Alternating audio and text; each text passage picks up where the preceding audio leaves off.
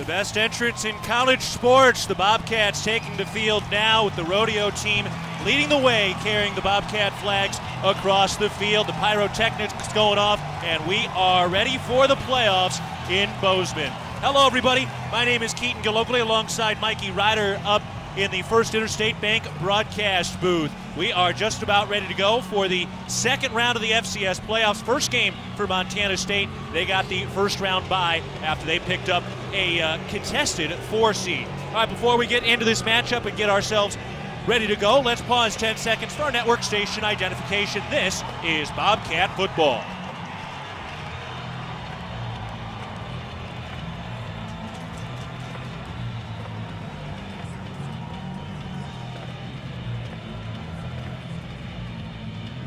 I'm Keaton Galogly alongside Mikey Ryder. Dan Davies is the man down on the sidelines today. Dylan McPhail is our on-site engineer, and Jesse Ropolato is the producer back in the studios today. We're sitting in the First Interstate Bank broadcast booth as we take a look at our weather report today, presented by Wheat Montana. Clear blue skies, couple of light wispy clouds way off in the distance behind the Bridger Mountains. 22 degrees, continuing to warm up as the sun reaches its apex about now. And Mikey, this is about as good as you can ask for here in the month of December. Absolutely. Good weather, playoff football here in Bozeman, and two really high-caliber football teams. And a ball game that really, I think a lot of people would have expected to see these types of teams in the quarterfinals or the semifinals. Montana State getting a 4 seed. We all thought they were going to get a 3 seed. It wasn't just us. The entire nation thought the Cats were getting a 3 seed. Yeah, absolutely. And the committee, for whatever reason, decided to go with North Dakota State and factor in some of their success, which you can kind of see some of it, but we're talking 2022, and everybody did think that the Cats were going to get that number 3 seed, but regardless, Coach Vegan and company, they're going to take that, workmanship attitude and just kind of the next opponent up and just take it one game at a time.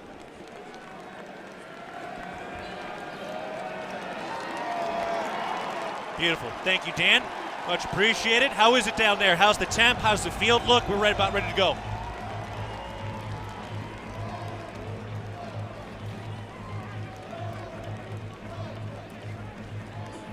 Yeah, Dan, good mention there. You look at the visitor sideline that doesn't get hit with that same sun, and it can be slick on that far side. I remember the same thing, same weekend back in 2010. I remember sliding around on that visitor sideline.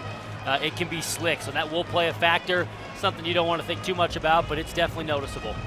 But, it was quite the community effort once again yesterday to clear out quite a few inches of snow. And even today, they pick up all that snow and then they put it in a dump truck. And so the machines they use are kind of grinding that snow down over near the BAC where the rodeo team comes in. So even this morning, some people were out there kind of chopping away at some of that ice. Yeah, try and just loosen it up, give yourself the best chance of a good footing.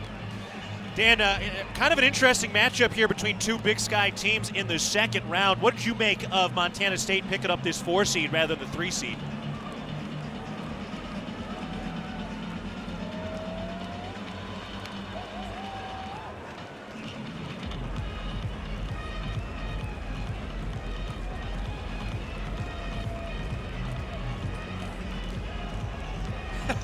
Yeah.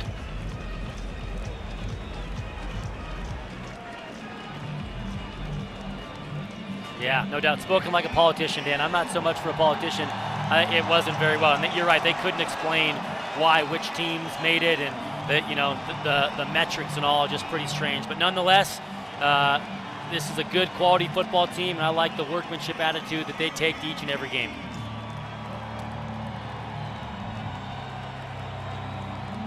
Yep.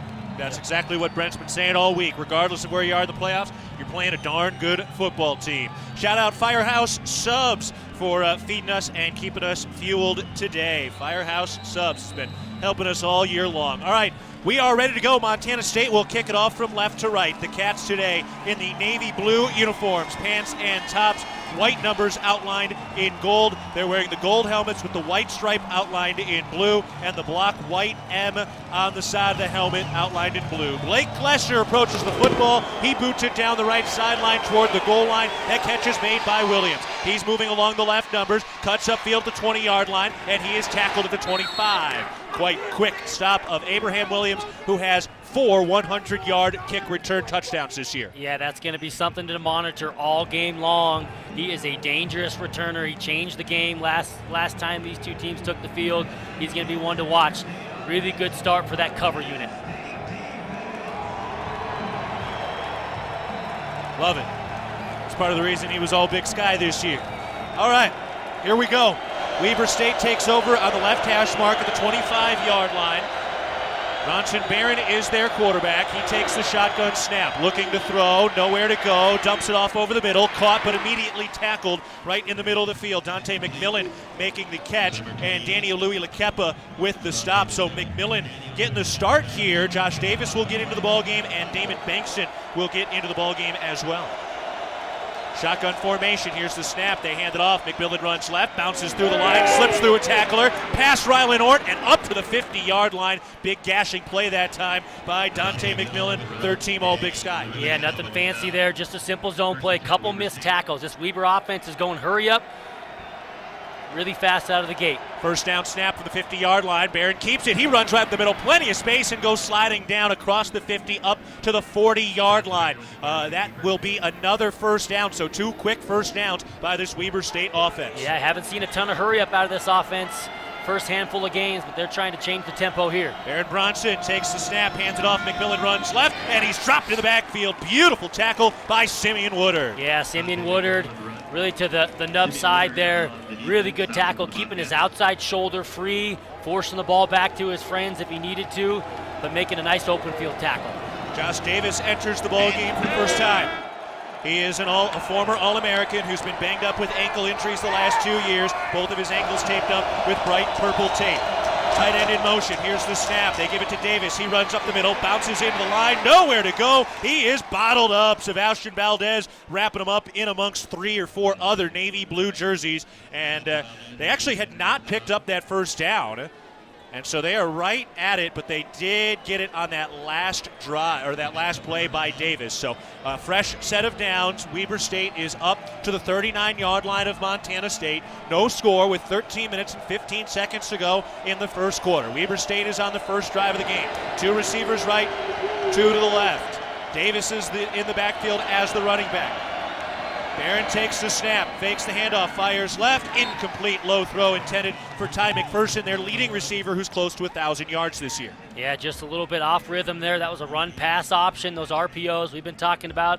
You see them in the game of football across college and NFL. It was a run play with a pulling guard, but Bronson Barron decides to pull it and throw it onto the outside, but nothing doing, tight coverage. 2nd and 10 from the 39-yard line in plus territory for Weber State. Shotgun formation. They have 2 wide receivers left, 1 to the right, and Dante McMillan is in the backfield, a guy who racked up 745 yards this season on the ground for Weber State.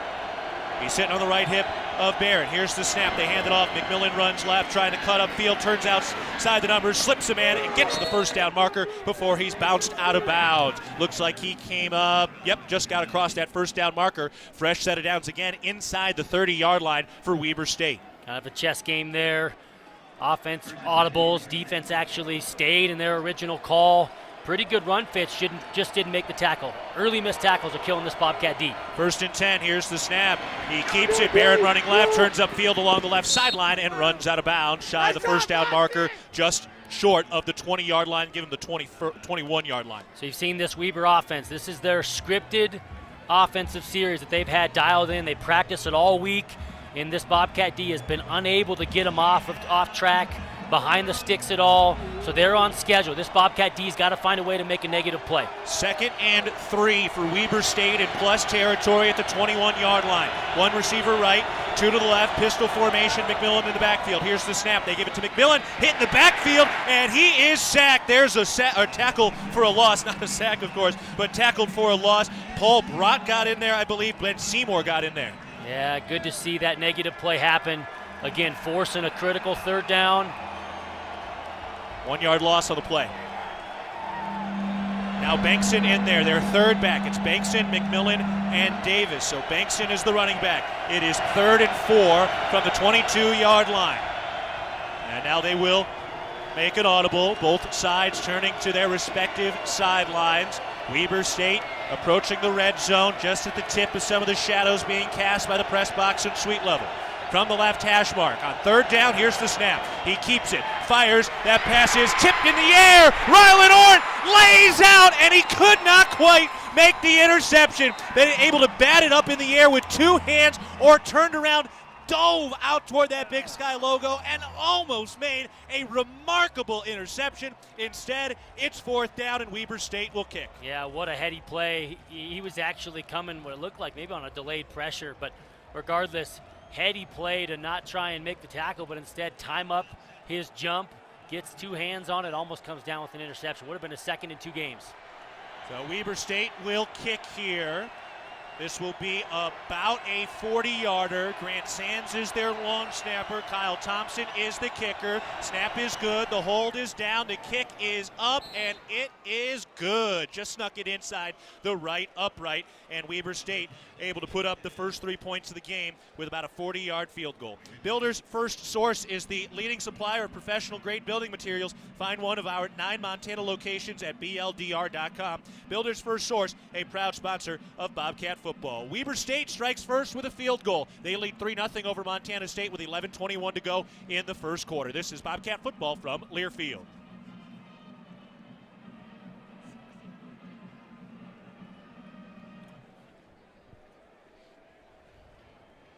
Thank you, Jesse. It's a good stop. That was a good stop. They had some momentum there. That's a good job. Forcing a field goal.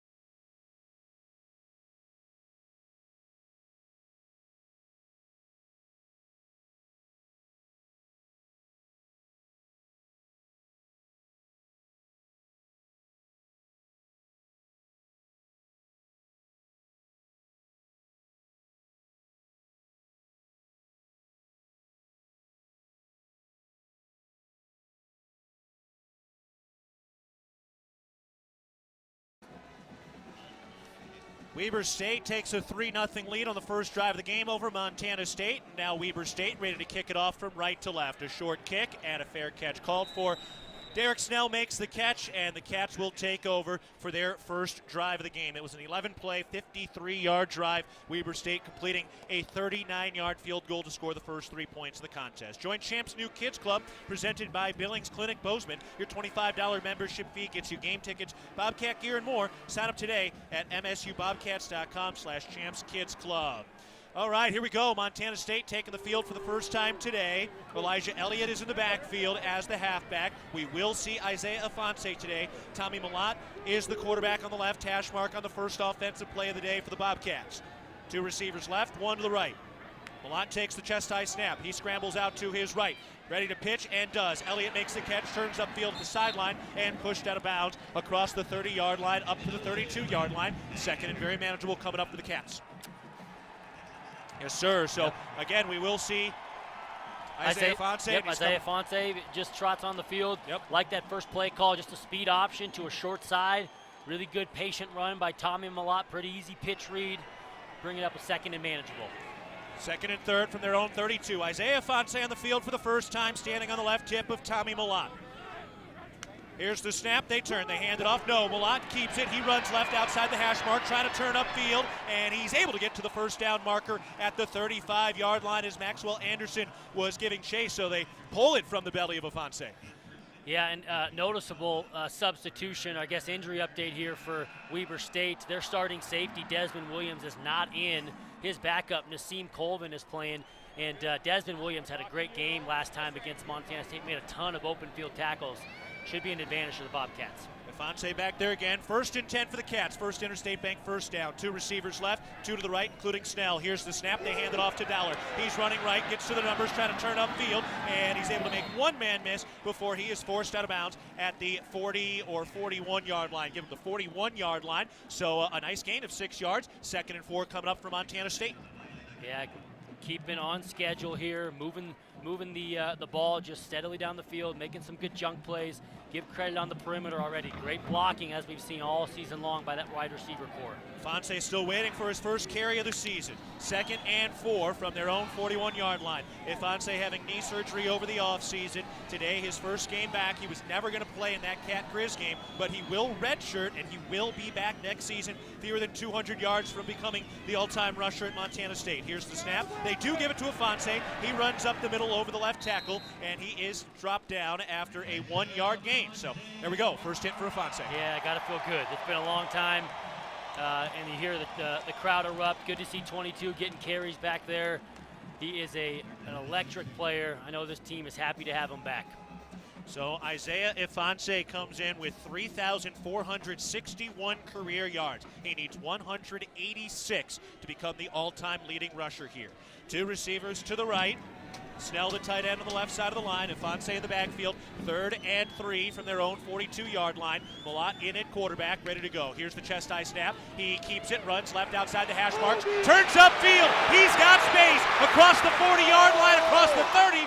Shoved out of bounds at the 25-yard line, and he goes sliding across the frozen turf up against the wall. Big First Interstate Bank first down from Tommy Malott, first big strike. Yeah, good blocking on the perimeter. I thought maybe they were going to catch, might have been Willie Patterson out there on the edge. Thought maybe they were going to get him for a hold, but they did not. They did not. Really great run. Jay Hill talked about it in the week leading up to this game. They wanted to try and limit those perimeter runs that killed them back in October, but they have not, from what I can tell, limited it thus far. 32-yard scamper from Tommy Malott. He had 273 yards on the ground in the first meeting. Ifanse in motion. Here's the snap. He gives it to Ifanse, runs left, turns upfield to numbers, powering the pile ahead, and he's inside the 10-yard line. First down for Isaiah Ifanse, and the All-American is back, baby. And you can see how he felt there, just working laterally, just an outside zone play, coming on really kind of a jet sweep type motion. He gets the ball, gets a lot of momentum, working laterally, puts his foot in the ground, and then runs through a couple arm tackles, as we've seen year in and year out. Montana State down 3-0 on their first drive of the game. 8 minutes to go in the first quarter with the clock running. Cats into the Rose Hours red zone from the 7-yard line. 1st and goal to go. Sean Chambers into the contest for the first time. So is R.J. Fitzgerald. Patterson in motion from left to right. Here's the snap. Chambers runs up the middle. He's pushing the pile inside the 5-yard line, chugging forward, and he's stopped at the 1. 2nd and goal coming up. Yeah, nothing fancy there. Just they got a lead play, utilizing their big quarterback, Sean Chambers. Again, big 6'3", 235, 240-pound frame, trying to get the ball in the end zone. Quick snap, Chambers on the sneak, pushing forward to the goal line. Touchdown! Sean Chambers, number 18 on the season, shoves that football across the goal line, and the Cats strike on their first drive of the ball game. Yeah, give credit to R.J. Fitzgerald, really good in the great push there, Keaton. Good to see him helping his teammate out, unselfish play. Great first opening drive by that Bobcat O. Montana State, 8 plays, 75 yards, over 3 minutes and 51 seconds. They lead 6-3 with 7:30 to go in the first quarter, and now the PAT is due. Sullivan the snap, late in the hold, Lesser the kick, and that is through. And the Cats convert on their first drive of the game with another 69 yards on the ground. Sean Chambers, his 18th rushing touchdown. He is just 3 shy of the single-season program mark despite missing 3 games this year. We'll go to a break. Montana State leads 7-3 over Weber State. 7:30 to go in the first quarter. This is Bobcat football from Learfield.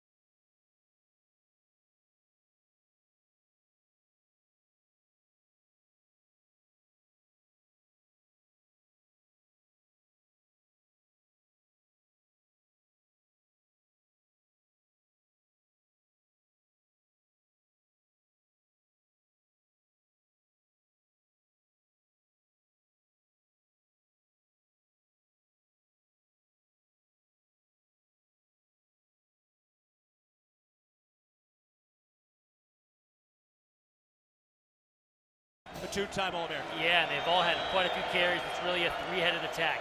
2nd and 8. Here's the snap. They give it to him again. Bankston is wrapped up. Kenneth Iden right at the line of scrimmage, gave him a big old bear hug. Still able to move the football forward up to the 31-yard line. And now 3rd and 4 is coming up for Weber State. Yeah, this is where this home field advantage is so key. This crowd has got to be loud. They've got to be able to affect the ears of this quarterback and this offensive line in particular. And this Weber team, they've had quite a few penalties this season, particularly on the offensive line with false starts. Pistol formation, 3rd and 4 from their own 31. Here's the snap. He keeps it, looking to throw down the seam. No, over on the hash mark. That is caught, and it's a first down. Looked like he was taking a shot. Instead, it was the man on the comeback route over on that right hash mark. John Christensen making the catch. First down for Weber State. Yeah, they really ran a 5-yard square in, and that's the route that he hit. Had a corner by the number 2 receiver, but he opted for the shorter route. 1st and 10 from their own 39. Here's the snap. They hand it off, running left, and he is taken down right at the line of scrimmage. A 1-yard game as Sebastian Valdez came in from behind and jumped onto the back of Damon Baxton to bring him down at the 40-yard line. Yeah, already a really productive day for Sebastian Valdez, controlling the line of scrimmage. This is a veteran, talented O-line for Weber State. Sebastian's going to have to show up big all day. 2nd and 9. Shotgun formation. Bankston is the running back. 2 receivers and a tight end to the left, 1 receiver to the right. 5 minutes, 40 seconds to go in the first clock with a running clock at the moment, and Montana State leading 7-3. Play clock under 10. They're ready to go on the left hash mark. Now 5. Shotgun snap, chest high, looking to throw, fires a screen. McPherson makes the catch, and he goes down immediately. Nowhere to go. Touchdown by Simeon Woodard up to the 42-yard line, and another long 3rd down face by this Weber State offense. Tried to run just a little bit of a tunnel screen there to the boundary. It's in the shade. That's where that ice is, and McPherson, he did slip right there. Unfortunate break for the Bobcat defense, bringing up a real 3rd and long. It's right where this Bobcat D wants to be. Got to get off the field. 3rd and 7 for Weber State.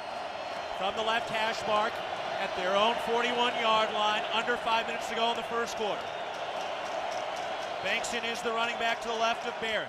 2 receivers left, 1 right, and a tight end on the line. Here's the shotgun snap. Barron looking to throw. Fires to the left side at the sideline. Dropped incomplete. Ty McPherson had to go through his hands, bounce off his chest, and that'll bring up 4th down. Yeah, just a little comeback route there. Pretty tight coverage, I will say. Simeon Woodard, I think he got his left hand in there at the end.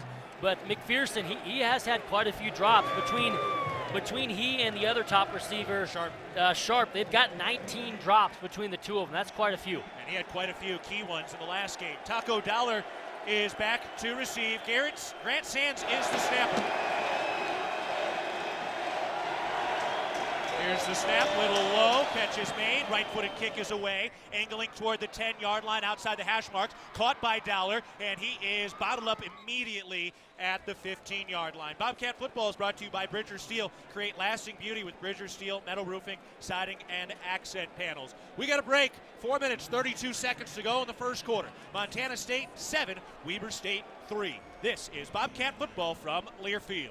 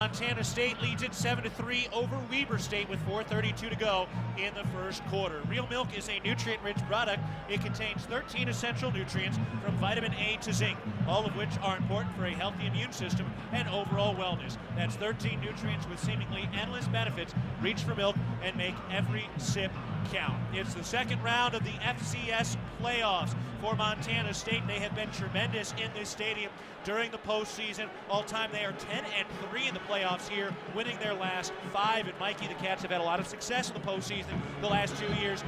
5 of their 13 program postseason wins have come in the last 2 seasons. Yeah, and they're on quite the playoff streak. But this is a team in Weber that is tested on the road. They've won 15 of their last 17 road games.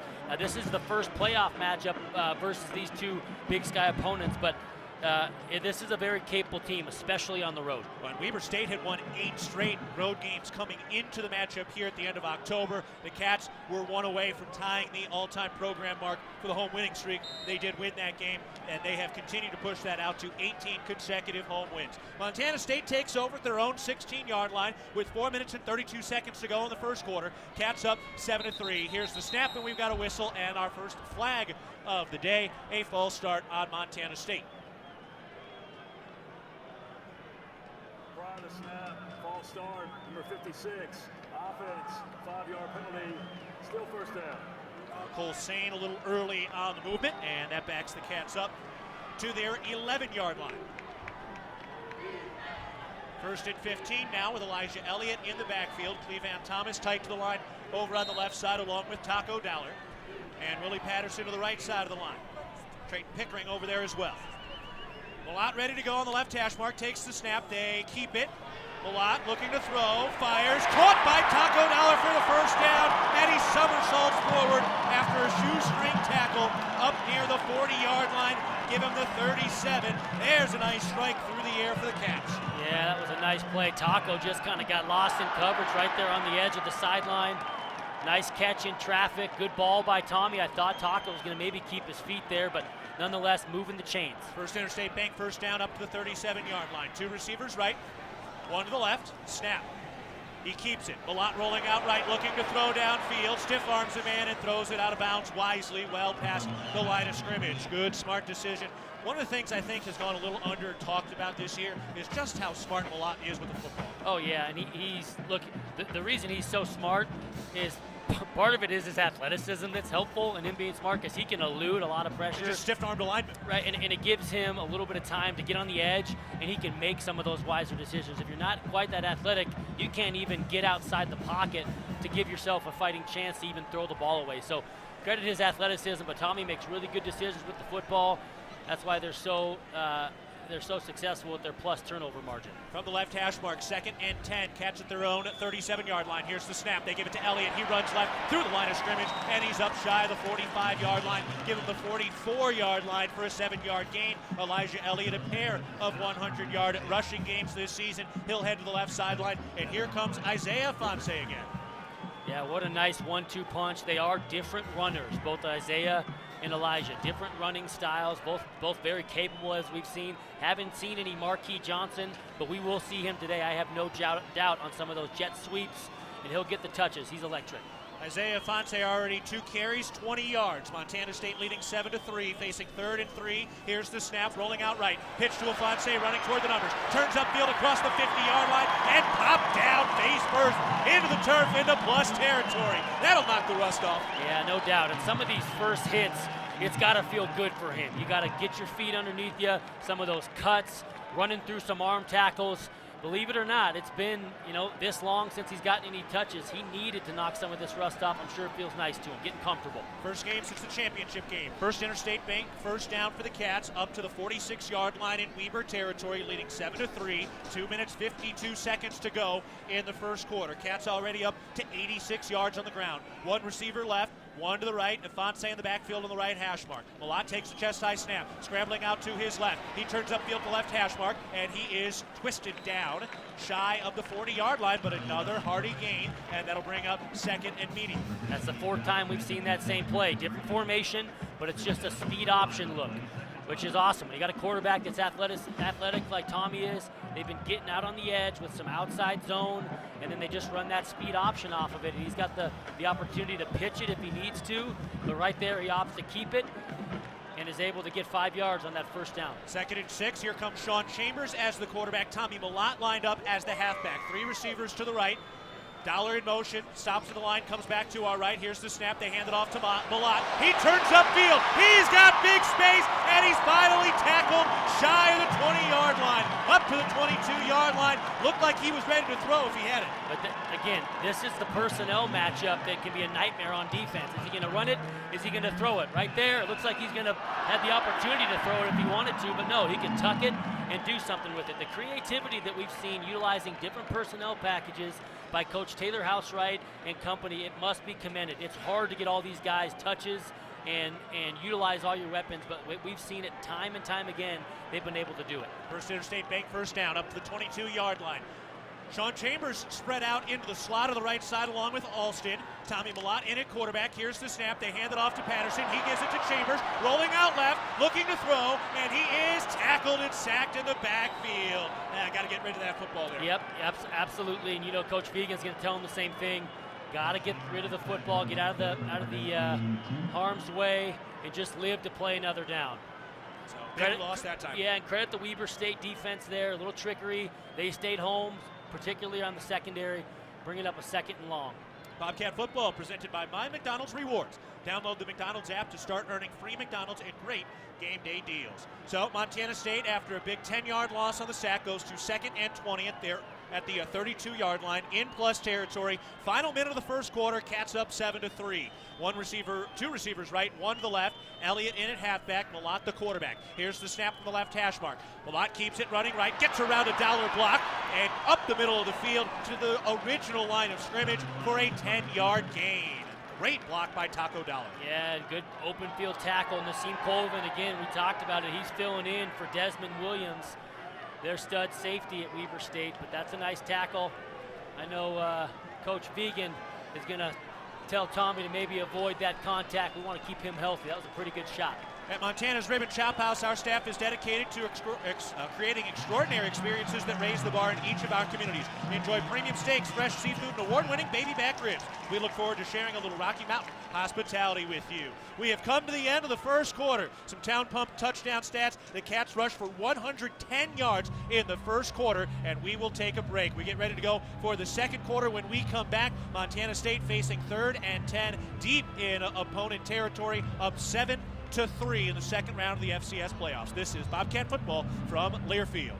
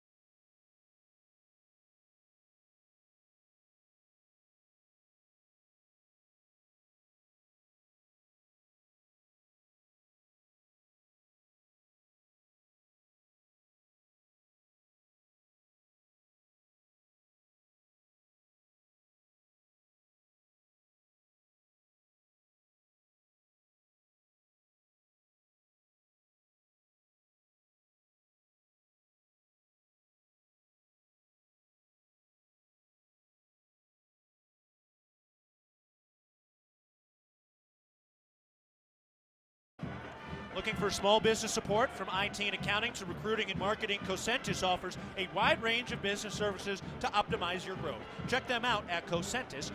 KickoffSports.com. We're getting set to start the second quarter. The big Town Pump touchdown stats from that first quarter. Sean Chambers had a rushing touchdown, and overall Montana State ran for 110 yards. Isaiah Ifanse, his return to the lineup for the first time since the run to the championship game last season, has 3 carries and 30 yards so far. Montana State leading 7-3, and they're up to the 22-yard line, facing 3rd and 10. Dan Davies is our man down on the sidelines, and boy, Dan, the rushing game for the Cats in that first quarter was quite impressive again.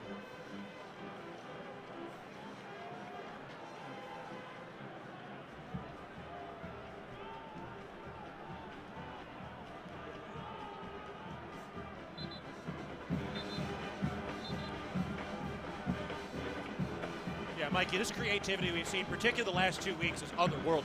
Absolutely, and it's so nice to have all these weapons. And here we see now on a 3rd down, we see Marquis Johnson trotting out, going to the tailback position, and he got really his first,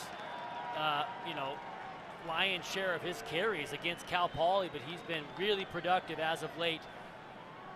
Again, credit to Taylor Housewright, Coach Jimmy Beal, and the rest of the staff, Brian Armstrong. Nice creativity in the wrinkles in the run game. 3rd and 10 for Montana State at the 22-yard line in Weber State territory. 3 receivers left, 1 to the right. Marquis Johnson in a pistol formation. Here's the snap. Malott looking to throw, fires into the flat of the left side. Marquis makes the catch, turns upfield the numbers, and he slips and slides his way down to the 20, make it the 19-yard line, and the Cats are into the Rose Hours red zone after a marginal gain.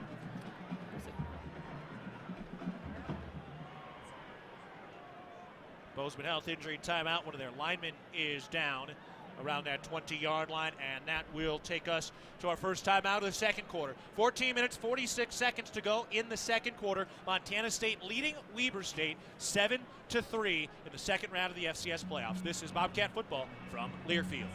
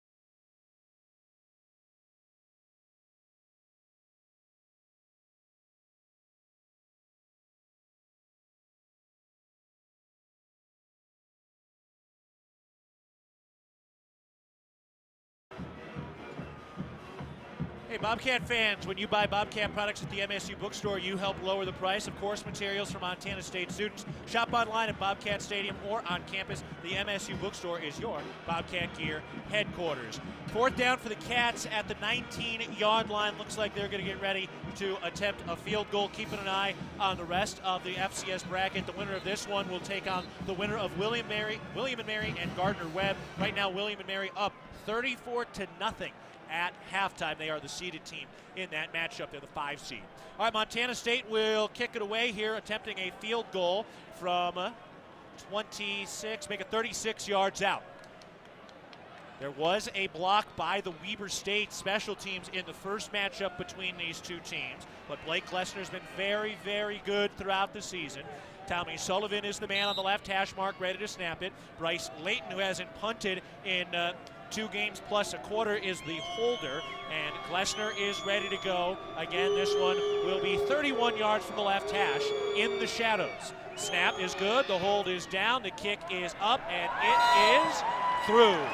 Glessner 8 for his last 8 in the field goal department since that block against Weber State at the end of October. Montana State leads 10-3 with 14 minutes 34 seconds to go in the second quarter. Cats complete a 10-play, 65-yard scoring drive over 4 minutes and 32 seconds. Celebrate the Cats with some delicious Mackenzie River Pizza. They've got all your tailgating and post-game celebration grub covered. Order online at MackenzieRiverPizza.com.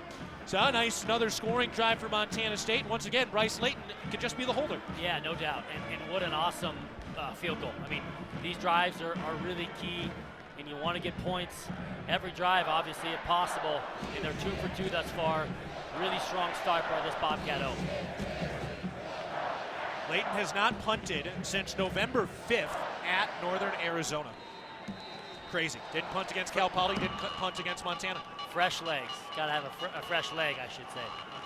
Montana State will kick it off. The dangerous Abraham Williams is back there standing at the goal line in the center of the field. Glessner approaches the football at the right hash mark. Line drive kick toward the end zone. Williams catches it on the end of Montana State and brings it out. Up the middle, angling toward the left hash mark. Gets to the first line of defenders and then is upended just across the 20-yard line. Put him down at the 21. Yeah, good job. Coy Steele, the Sheridan native, running down on kickoff, kind of creating a pile, finding a way to get a guy down. Interwest Moving and Storage is the official moving company of the MSU Bobcats. Weber State will take over. This will be their third drive. They had a scoring drive on their first touch of the game.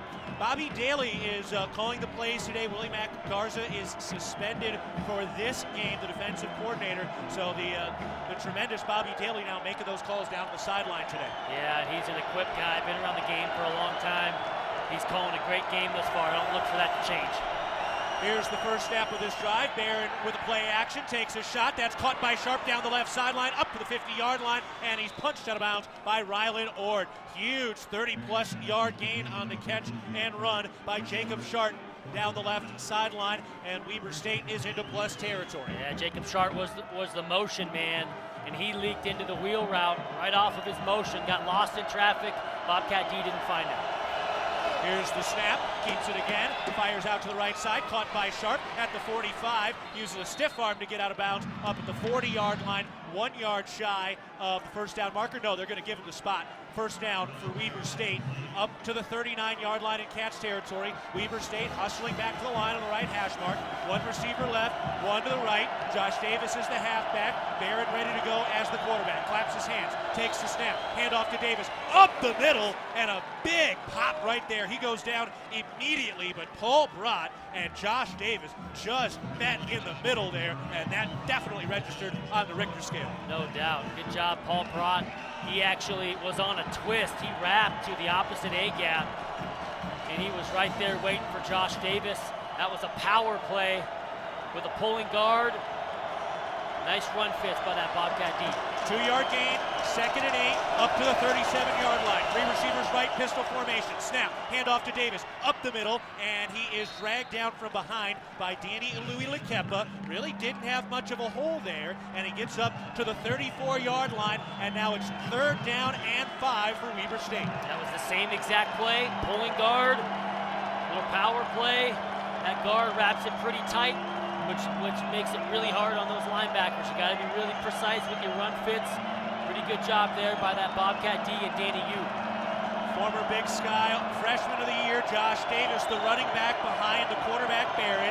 Pistol formation, 2 receivers right, 1 to the left, 3rd and 5. Shotgun snap, fakes the handoff, fires in the flat. Sharp makes the catch, and he is shoved out of bounds right at that first down marker, and he got it up to the 29-yard line. Yeah, just a now screen is what they call it.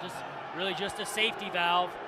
It's off of that run pass option. If the run looks good and the box count is light, they're going to run it. If not, they're going to pull it out there and fire it as a little now screen. It's just a perimeter run, basically. And they're able to get that executed and move the chains.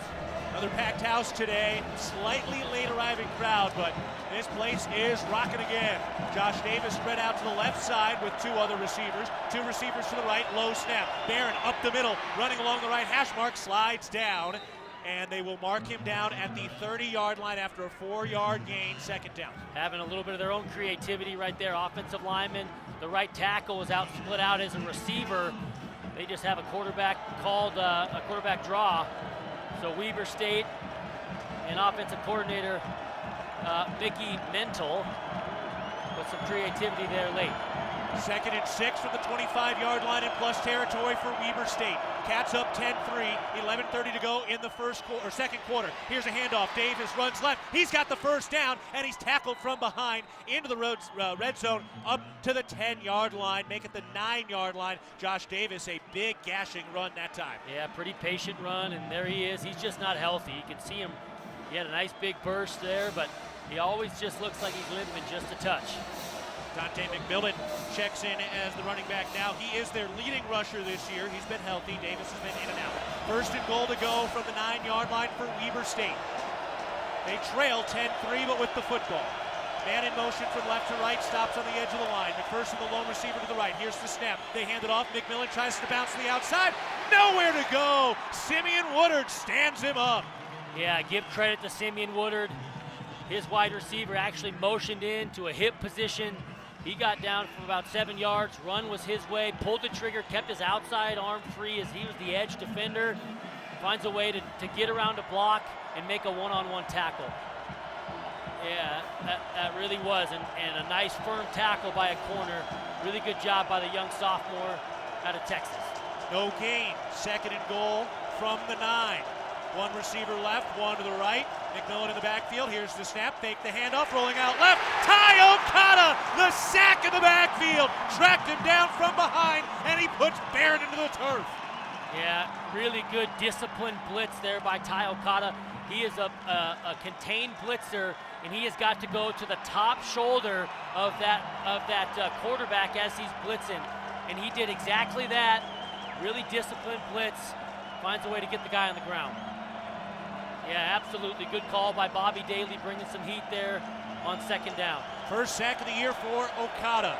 A 7-yard loss makes it 3rd and goal from the 16-yard line. Cats up 10-3. Weber State knocking on the door with the football. 9:40 to go in the first half. Snap, play action, deep ball to the corner of the end zone. Caught over the shoulder by McPherson. Touchdown, Weber State. A beautiful dive. Dropped into the bucket in the far right pylon. And Ty McPherson has his 11th receiving touchdown of the year, and pending a PAT, Weber State can tie this game. Yeah, just had a switch release, ended up kind of picking one guy off, much like you see almost in basketball, and he was in trail position there from the jump. Pretty good throw there by Bronson Barron, dropping in the bucket.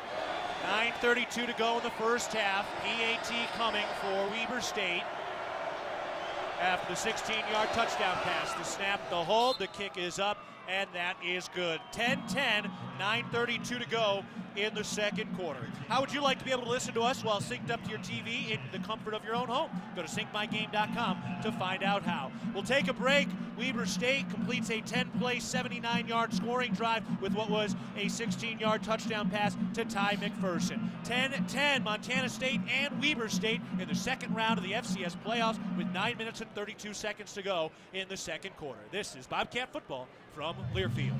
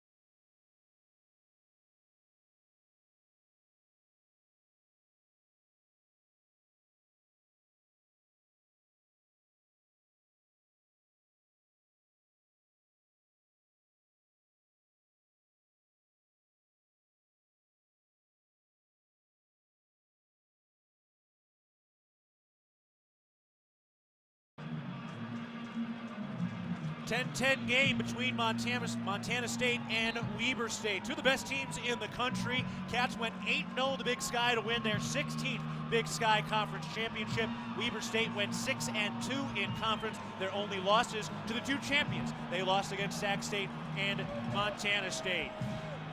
The Bozeman Chamber of Commerce is a proud sponsor of Montana State football.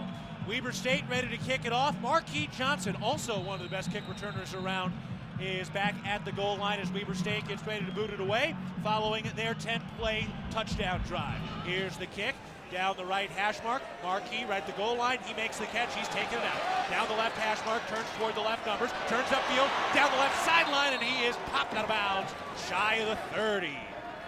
Yeah, good job, Derek Snell out there, making a key block, sealing the edge, getting a few extra yards for Marquis Johnson.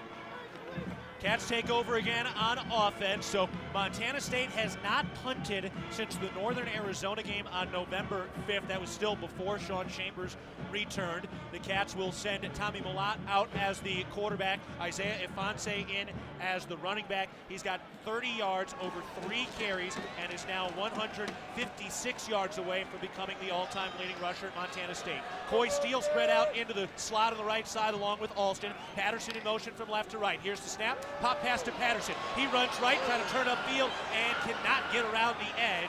And he is lost, or has lost a yard, maybe 2. So 2nd and long coming up. Yeah, Coy Steele blocking out there on the edge on Eddie Heckard, one of their best DBs. And Willie, if he had that one back, would probably cut inside that block. He actually tried to get to the edge. Good job by that Weber State defense. Give him credit. Sean Chambers checks in. Officially, they gave him no gain. So 2nd and 10 from their own 26-yard line for the Cats. 2 receivers right, Snell on the line on that side, Patterson to the left side. Chambers is the quarterback, Malott is the halfback. Again, 2nd and 10 from the right hash mark. Man in motion from right to left. Here's the snap, fakes the handoff. Chambers runs right through the line, stiff arms a man. He's got a first down, and he's spun down across the 40-yard line. Up to the 42-yard line, nearly 20 yards for Chambers. Yeah, what another productive run. Downhill, pulling guard, great movement up front. And Sean Chambers had a nice hole, ran through an arm tackle. When he felt that seam, and he got north-south and vertical. He's a tough guy to bring down, a big load, 6'3", 240, moving forward at full steam. First Interstate Bank first down up to the 41-yard line. 8:13 to go in the first half. This game tied at 10. Malott in the slot. Snap to Chambers. He runs right past Iberian across the 50-yard line. Lowers his shoulder, and he picks up another first down. Man, he is tough up against those DBs. Yeah, and you can see he just feels confident. He's got that gamer in him. The more touches he gets more and more comfortable. Just got to make sure he's being smart. He's got 3 season-ending leg injuries he's had. It is time in Wyoming. We want to keep this guy healthy. First Interstate Bank first down into plus territory up to the 48-yard line. Malott in the slot to the right with Alston. 2 receivers left. Snap to Chambers. He keeps it running left, and he is wrapped up at the line of scrimmage. Right at that line, Lapoho, one of the guys in the middle, one of their tackles, was able to grab him. That was just a designed quarterback run there, outside zone. That offensive line was working laterally left. Sean Chambers was going to work that way and just pick his seam, but pretty good gap sound defense there by Weber State. 1-yard gain, 2nd and 9 up to the 47-yard line for the Cats. Chambers off, Malott the quarterback. Ifanse to his right, Alston and Steele to the right, spread out. Patterson in motion from left to right. Here's the snap, Malott keeps it, rolling out right, fires to Patterson, caught in the flat, spins, and is taken down by Eddie Heckard immediately. Tried to get by him, but a nice gain near the 40-yard line, up to the 41. 3rd down and very manageable coming up for the Cats in plus territory. Yeah, pretty good coverage there. Willie Patterson motion from the left side all the way to the right. He gets into the flat, catches the football. Actually had an opportunity to make Eddie Heckard miss, but pretty good open field tackle. I've been impressed with this Weber State team. They tackle well in space. Yeah, particularly those DBs and the cornerbacks. 2 receivers to the right. Snell, the tight end, up against the line. Cleveland Thomas to the left. Willie Patterson spreads out into the slot on the left side as well. Empty backfield for Malott, 3rd and 3. Here's the snap. Malott looking to throw. Fires, and it's batted down at the line. Right at the line, they got a big push right in the front there against Justice Perkins. This is the point of the field here where it's probably going to be 4-down territory. Yep, they're going to go for it. Ifanse in. Tommy Malott stays in at quarterback. 4th and 3 from the 41-yard line in plus territory. Cat Country wants to make some noise, but Isaiah Fonse cooling them off a little bit. Hey, I know you're excited, but we got to communicate. 3 yards to go for the first down. First 4th down attempt for the Cats. 1 receiver right, 2 to the left. Snell on the line. Fonse to the right of Malott. Here we go. Shotgun snap. Malott rolling out right. He runs up the middle, and he's got the first down. The option run to the right side, made the right decision, and just ran over a man to pick up the First Interstate Bank first down. Yeah, credit the physical play of that offensive line. Omar Abedi on there on the right side, being really physical, sealing the edge. Good decision making there by Tommy Malott. Speed option to the right. He decides to keep it, puts his head down, moves the chains. 1st and 10 from the 37-yard line in plus territory for Montana State. No halfback, 3 receivers left, 1 tight end to the right. Malott ready to go. Claps his hands, takes the chest-high snap, looking to throw. Looks right, nowhere to go. Runs it up the middle, across the line of scrimmage, slips off one man, and then a linebacker takes him down at the 30-yard line. 7-yard gain for Malott. Yeah, he was looking for those tight ends. They started in a wing set. Both ended up running vertically down the field. He wanted to take a shot at one of them. Nothing open.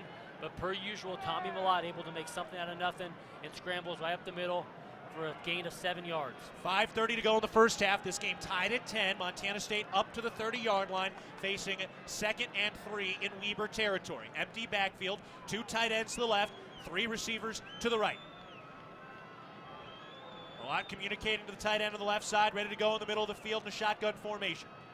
Here's the snap, chest high. Malott looking to throw, looking left. Shot down the field. Derek Snell can't get in.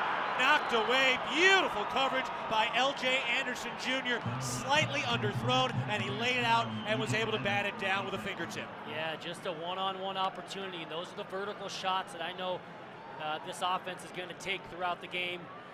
It's going to be a battle each and every time. Credit the Weber State defense on that time. But again, just a little bit underthrown, but credit the pretty good coverage. Facing 3rd and 3 now from the 30-yard line in Weber territory. Tie game 10-10. 5 minutes to go in the second quarter. Patterson to the left, Snell on the line. Cleveland Thomas out to the right. Isaiah Fonse is the running back. His first game back since the championship game in January. Here's the snap. Option rolling out to the right side. Pitch to Fonse. Down the right sideline. Inside the 5. Isaiah Fonse is just shy of the goal line. He did? Yeah. Oh, all the way back to the 16. Okay. Look at that. Okay, but still, they went right back to that speed option look. We've seen it. That's probably the 7th time we've seen that. And this Weber State defense, they play a ton of single high safety, a lot of man-to-man coverage. And speed option is a real nice look in man-to-man. You can tell that's why they're going to it time and time again. First Interstate Bank first down into the Rosauers red zone at the 16-yard line. 4:30 to go in the first half. Isaiah Fonse in the pistol. 2 receivers left. From the right hash mark, here's the snap on first down, and it's loose.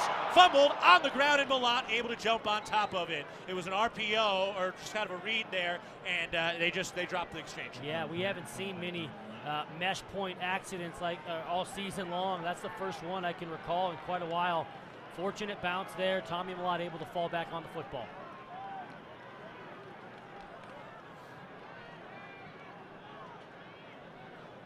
Malott able to jump on it, a 2-yard loss. If Fonse takes a seat, Marquis Johnson checks into the game. 2nd and 12 from the 18-yard line in the red zone. 3 minutes, 50 seconds to go in the first half. The clock running in a tie game. 10-10 in the second round of the FCS playoffs. Empty backfield. Malott at quarterback. Here's the shotgun snap. Steps forward, now steps back, looking to throw. Slips out of a man in the backfield, now fires it away down the right sideline and out of bounds just to preserve it, and it'll be 3rd and 12. Yeah, good discipline by the Weber State D. He was going to almost run that, what they call the little Tebow pump action there. Was going to act like he was going to run it and then drop back and try and find an open receiver. Nothing doing. Good credit by that Weber State, or good coverage by that Weber State defense. I want to see you jump for that, Dan. This Weber State defense is terrific. They've been one of the best in the conference, best in the country all season long. They are 8th in the nation in total defense, 9th in the nation in turnovers forced, and 10th in the nation in scoring defense. And now a timeout, I believe, by Montana State. Yes, Timeout Montana State, we will take one as well. During the regular season, you can enjoy Cat Chat, the official radio show of head coach Brent Vegan and Bobcat Athletics, over wings and beer on Wednesday nights at Buffalo Wild Wings. Again, only during the regular season for football. Cat Chat for basketball will start in January. All right, we'll take a break. 3 minutes, 33 seconds to go in the first half. Montana State in the red zone in a tie game. 10-10, Montana State and Weber State. This is Bobcat football from Learfield.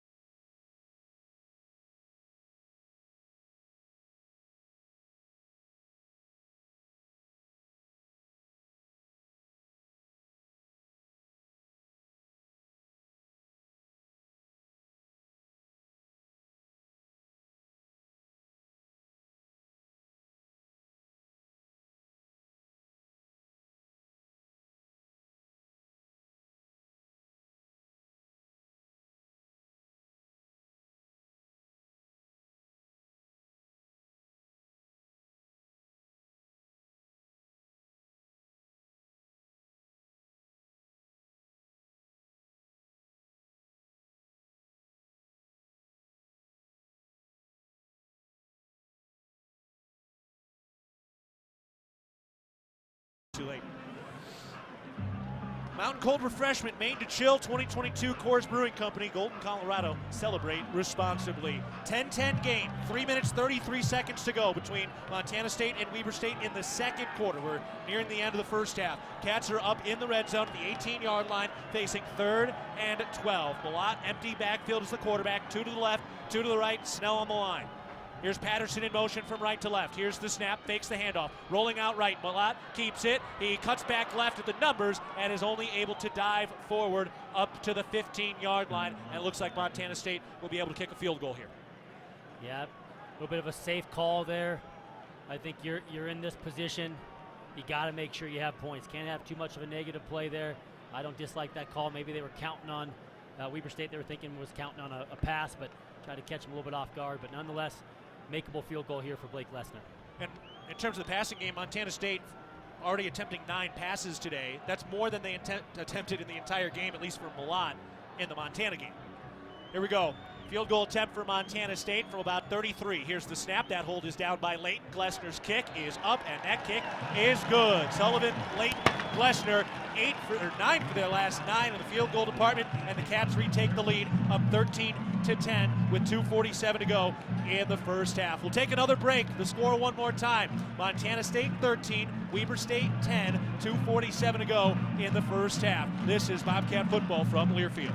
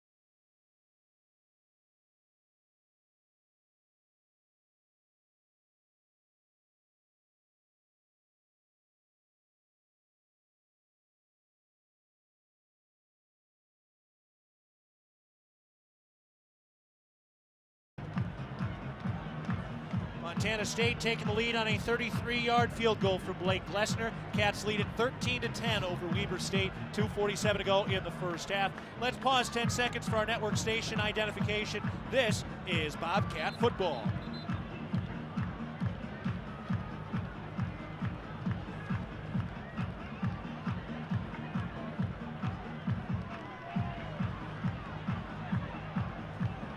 I'm Keaton Galugly alongside Mikey Ryder in the First Interstate Bank broadcast booth. Dan Davies is down the sidelines. Dylan McPhail is our on-site engineer. Jesse Ropolato is the producer today. We're at Bobcat Stadium for the second round of the FCS playoffs. Montana State leading 13-10 over Weber State. 2 minutes 47 seconds to go in the second quarter, and Montana State ready to kick it away after completing a 14-play scoring drive. Here's the right-footed kick, line drive kick in the middle of the field. That is caught again by the end in the end zone. Williams takes it out, running along the right hash mark, is hit initially and then finally brought down. Nicely done on the return game. Yeah, give credit to R.J. Fitzgerald, the Dillon native.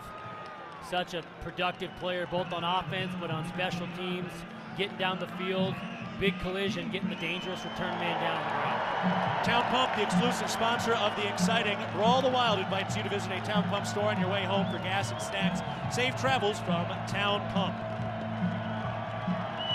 Weber State takes over at their own 24-yard line. 2:40 remaining in the first half. Weber State trailing 13-10 from the right hash mark, pistol formation. Here's the snap. They hand it off. He runs up the middle, and he is wrapped up right away. Callahan O'Reilly got into the hole and stood up Dante McMillan. Yeah, good run, Fitz. Callahan O'Reilly playing downhill. Ty Okada getting in there late. Good stop there on first down. Going to hurry up. 2nd and 9 after a 1-yard gain. McMillan still the running back. 2 receivers to the right, a tight end on the line, and McMillan in the backfield. Making a change at the line. Barrett looks over to the right sideline into the shadows where it's quite a few degrees cooler on the Weber side rather than the sunshine on the Cat side. Here's the snap, looking to throw, nowhere to go, fires to the halfback. McMillan makes the catch, but nowhere to go. Gets tackled right out of bounds at the 25-yard line. No gain, 3rd and 9 coming up for Weber State. Good coverage. Yeah, really good coverage downfield. Good eye discipline in that secondary, making him check the ball down. I thought the offensive line, that right tackle, might have moved a little bit soon. This Weber State O-line has been doing that all season long. See if this crowd can be a factor here on 3rd down. Clock running at the 1:40 mark of the second quarter, and are we going to have a timeout?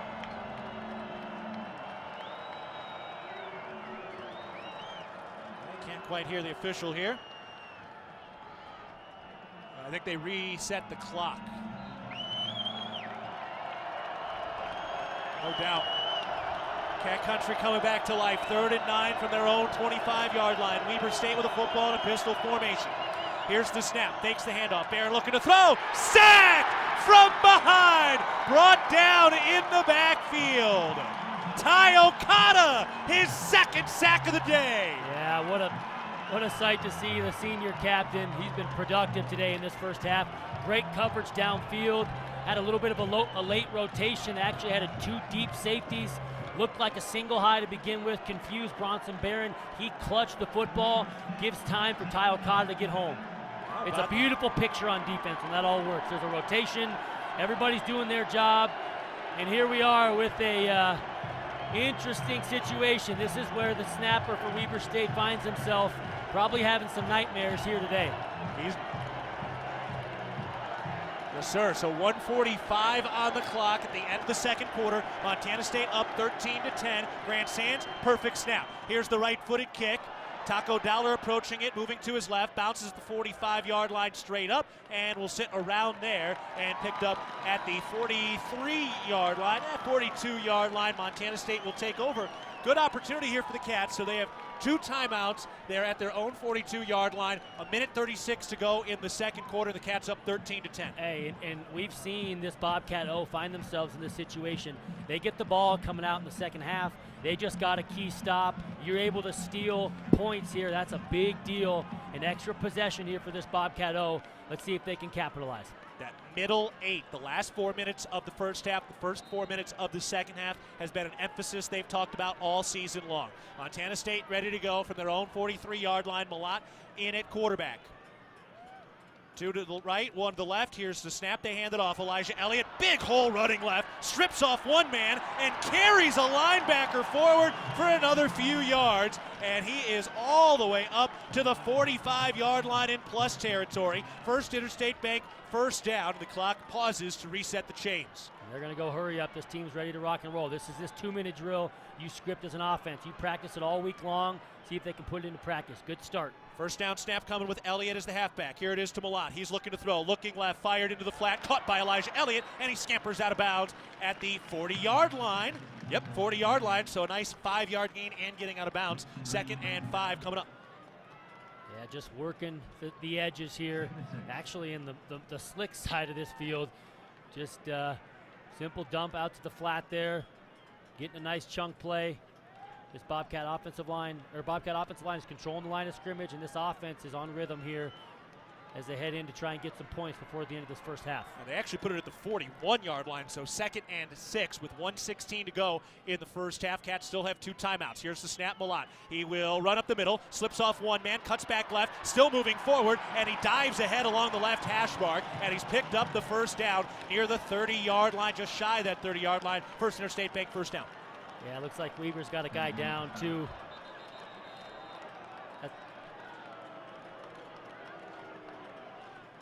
Camden Garrett, one of the cornerbacks, is the man who went down. He's back up on his feet, trying to limp off. Ditch the red Solo Cup and equip yourself with the ultimate tailgate must-have. Flask Cap allows you to easily mix your favorite cocktail with the press of the fun button while you prepare to cheer on our Bobcats. 1:04 to go. Second quarter. Montana State up 13-10. They have scored on each of their drives so far. 1 touchdown, 2 field goals. The Town Pump touchdown today from Sean Chambers, his 18th rushing touchdown of the year.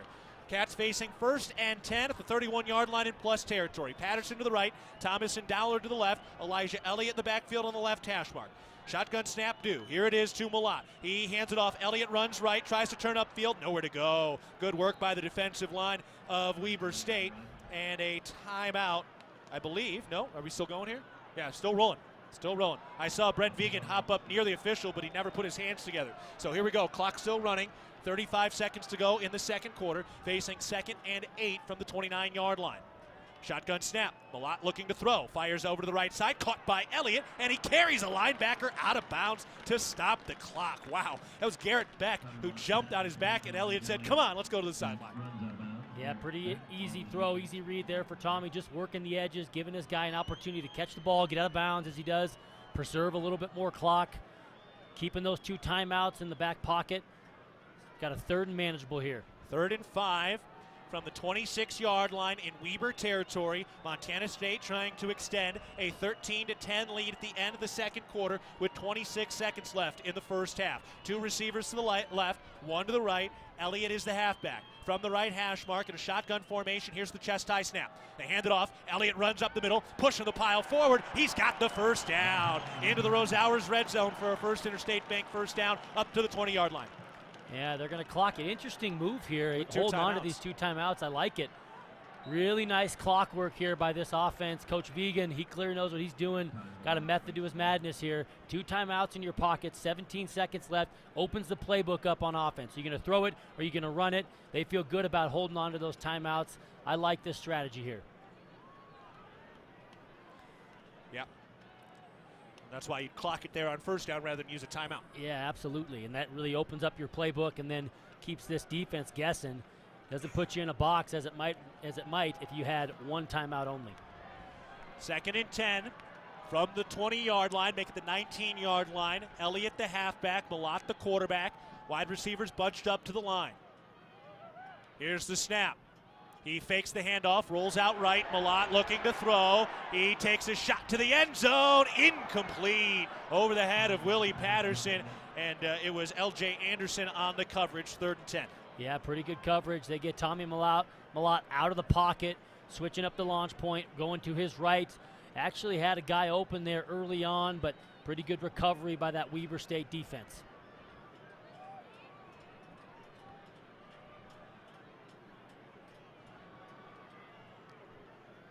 But either way, a safe pass, because the only thing that's going to happen there is Patterson's going to catch or it's going out the back of the end zone. Yep. So 3rd and 10 from the 19-yard line. 10 seconds left in the first half. Cats up 13-10 in the red zone with the football. 2 receivers right, 2 to the left. Elliott in the backfield. Here's the snap. Malott looking to throw. Pressure up the middle. He rolls out right, throws on the run. Caught by Elijah Elliott, and he scampers out of bounds. Shy of the 10-yard line, given the 14-yard line. So now 4th down coming up. Cats will kick it with 5 seconds left. Yeah, and look, it didn't end exactly how you want in terms of getting into the end zone. And it was really that 3rd down call, or excuse me, the 2nd down call maybe you'd like to have back. But nonetheless, you're going to give yourself an opportunity to kick a makeable field goal here and go up 6 points heading into halftime. And then you also get the ball coming out of the second, or coming into the second half. So here's the field goal attempt. Tommy Sullivan ready to snap it. Leighton spotted up at the 21-yard line, and now we've got a whistle and a timeout called by Weber State. Kendall Ford, Lincoln of Bozeman, your Ford truck headquarters. From F-Series trucks to Ford SUVs, we can help you find just the right Ford for your busy life. Stop by or visit KendallFordBozeman.com. So Glessner getting ready for another PAT here. Actually, the timeout isn't too bad. He walks right up to that spot, starts kicking some of that ice out of the turf. Yeah, making sure you got a good, solid surface there for your plant leg and your operation team there snapping it. I'm sure he's done the same thing, so he should have a nice, good surface for snapper holder. That operation time is key to these kicks. So they will line it up again. 5 seconds left in the first half. Montana State ready to kick it. It'll be a 32-yard attempt. Sullivan is over the football on the right hash mark. Leighton is kneeling down at the 21-yard line, and Glessner is ready for the right-footed kick. And now we get another whistle and another timeout called by Weber State. That's the second of their 3. Montana's Rib and Chop House has been serving Rocky Mountain communities for over 20 years. Our ability to grow has come through our commitment to Rocky Mountain hospitality, a concept which incorporates a casual attitude with our commitment to loyalty, safety, service, and quality food. We hope you'll be at one of our guests at one of our Montana locations soon. Well, a couple of timeouts here. A nice opportunity for some of the fans to go get that liquid jacket on before they come back in, so you get a few extra minutes for that. And Blake Glessner ready to get this thing all lined up here one more time. Still 1 timeout in the pocket for Weber State, so don't know if they'll use it again. I bet they do. All right, everybody line it up again with 5 seconds left in the first half. Montana State trying to extend a 13-10 lead. From the right hash mark again, and there is the 3rd timeout. Not only is dairy delicious, but it also promotes health as well. Just 3 servings of dairy a day improves overall wellness and may reduce the risk of developing some chronic diseases. It's a quick, convenient, and economic way to make sure you are staying strong and healthy on and off the field. Just doing what you're supposed to be doing. Jay Hill using every trick in his book. He's a special teams guy. He knows what to do. Absolutely, and you got these 3 timeouts in your pocket. You might as well make the opponent think about this kick a little bit longer. If the roles were reversed, I'd expect you to do the exact same thing. And the crowd's doing what they're supposed to do. They're supposed to do. Yeah, an offended crowd. It's good. All right. No timeouts coming from Weber State this time. One more time.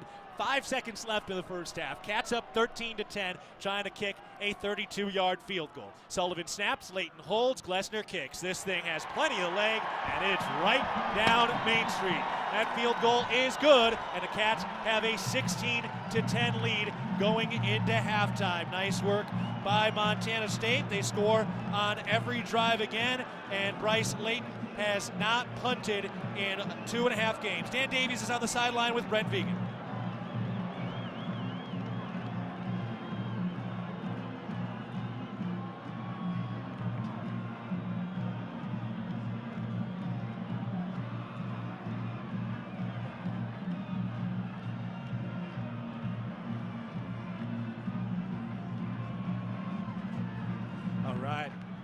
Thank you, Dan Davies with head coach Brent Vegan. We are at halftime. Montana State leading 16-10 over Weber State in the second round of the FCS playoffs. We'll take a break. This is Bobcat football from Learfield.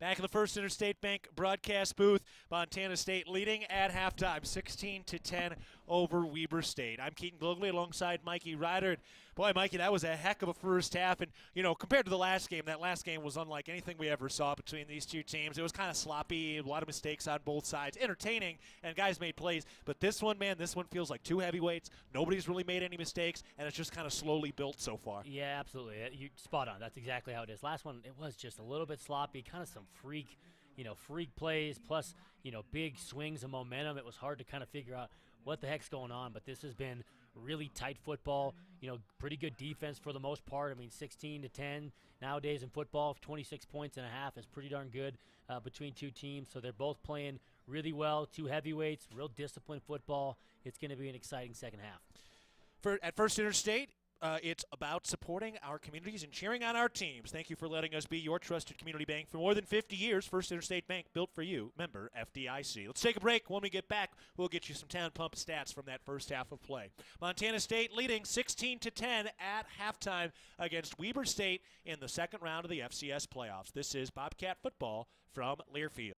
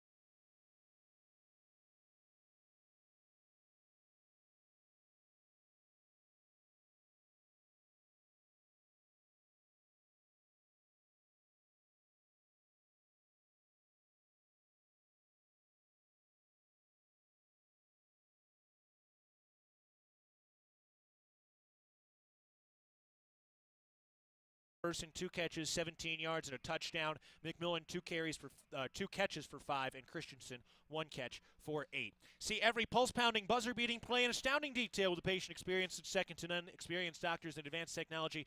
Vance Thompson Vision, the official LASIK and cataract surgeon of the Bobcats, is your place for laser vision correction. Learn more at VanceThompsonVision.com. We'll take another break at halftime. It's the second round of the FCS playoffs, and the Cats in another heavyweight fight, but they lead 16-10 after scoring on each drive of the first half. We'll take a break. This is Bobcat football from Learfield.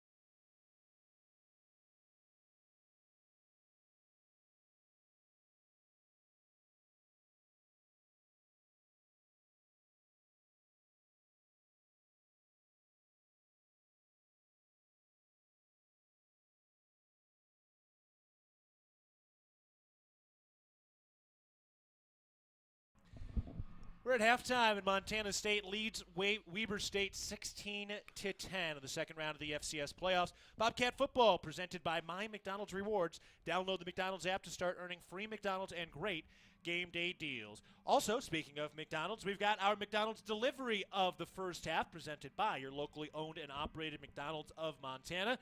Mikey, what do you got? Going to go with Blake Lesnar. Those 2 first half field goals. Three first half field goals. Huge, performance. Anytime you're able to get points down in the red zone, and then particularly that last one, iced 3 different times with timeouts, and so he was getting the crowd riled up, and then steps up and strokes a nice kick, and getting points before half. Big momentum as they head in here to the second half. Blake Lesnar, great performance. No doubt. And that was after Montana State's defense got a 3-and-out. They pushed Weber State back -5 yards before that, setting things up and giving themselves very good field position. So once again, that defense, man, I don't know that you would ever say this is one of the great defenses in Montana State history, but they always seem to answer the bell when they're called. Yeah, absolutely. And it's really disciplined. It's unselfish football. They do a good job being gap sound, and they run to the football and play hard. So they're going to need to do more of the same here in the second half. Love to see them get a turnover here. Want to win the turnover battle here in this second half, and it'll be a pretty indicative of a W.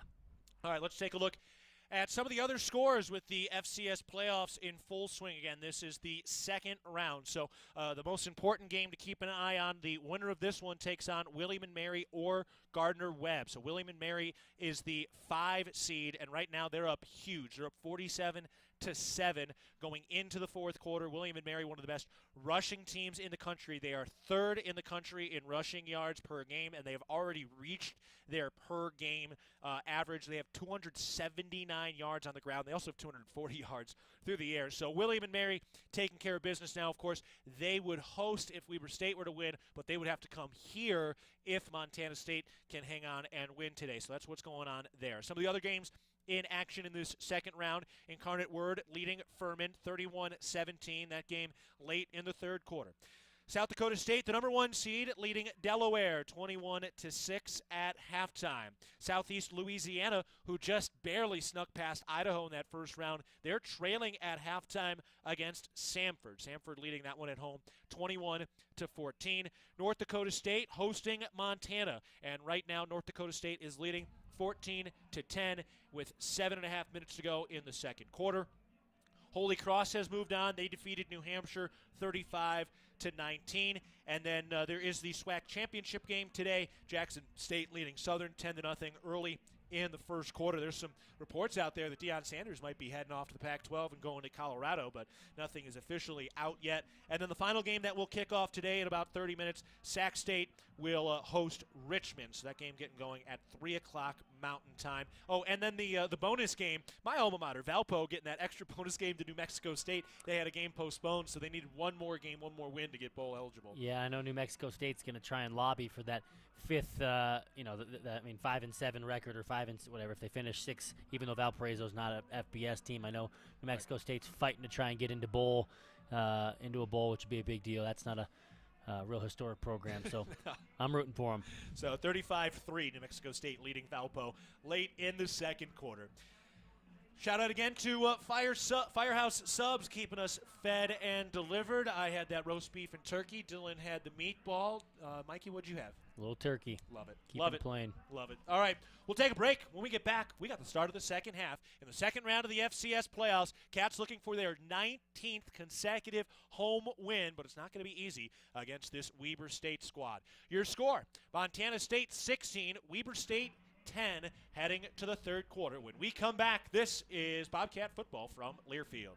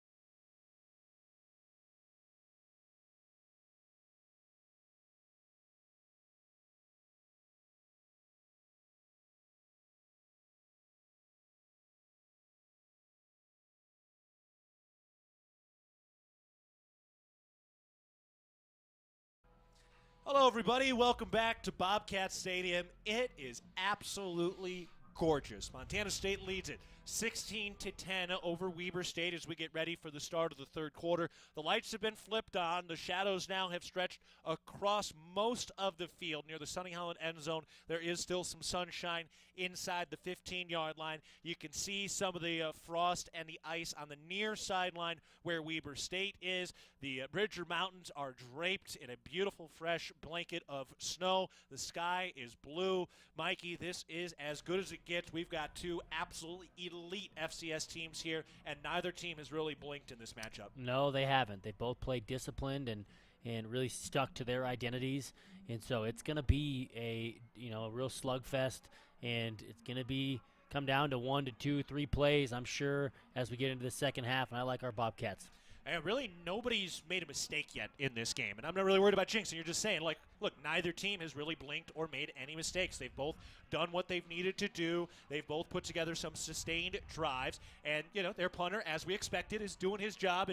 And Grant Sands has delivered all of his punts, or all of his long snaps today. And we kind of expected that. We did not think he was going to come in and do that. That was a one-time yip situation. And they've had all the confidence in the world in him since. Yeah, no doubt. And I'm happy for the kid just to make sure that he comes in here and kind of rectifies what happened the last time that he was in this stadium. But, it's going to come down to, I think, a turnover or two here in the second half. And so that's key for these Bobcats to keep hold of this football and take away the football if given the opportunity.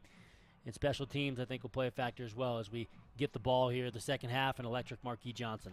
Montana Farm Bureau, the grassroots voice of agriculture, advocating for farmers and ranchers across our state and leading Montana toward a future with prosperous agricultural economy and thriving rural communities. Join us at mfbf.org and go Bobcats. As we get started for the second half, let's go down to our man on the sideline, Dan Davies. Dan, what are you looking for as we start this third quarter?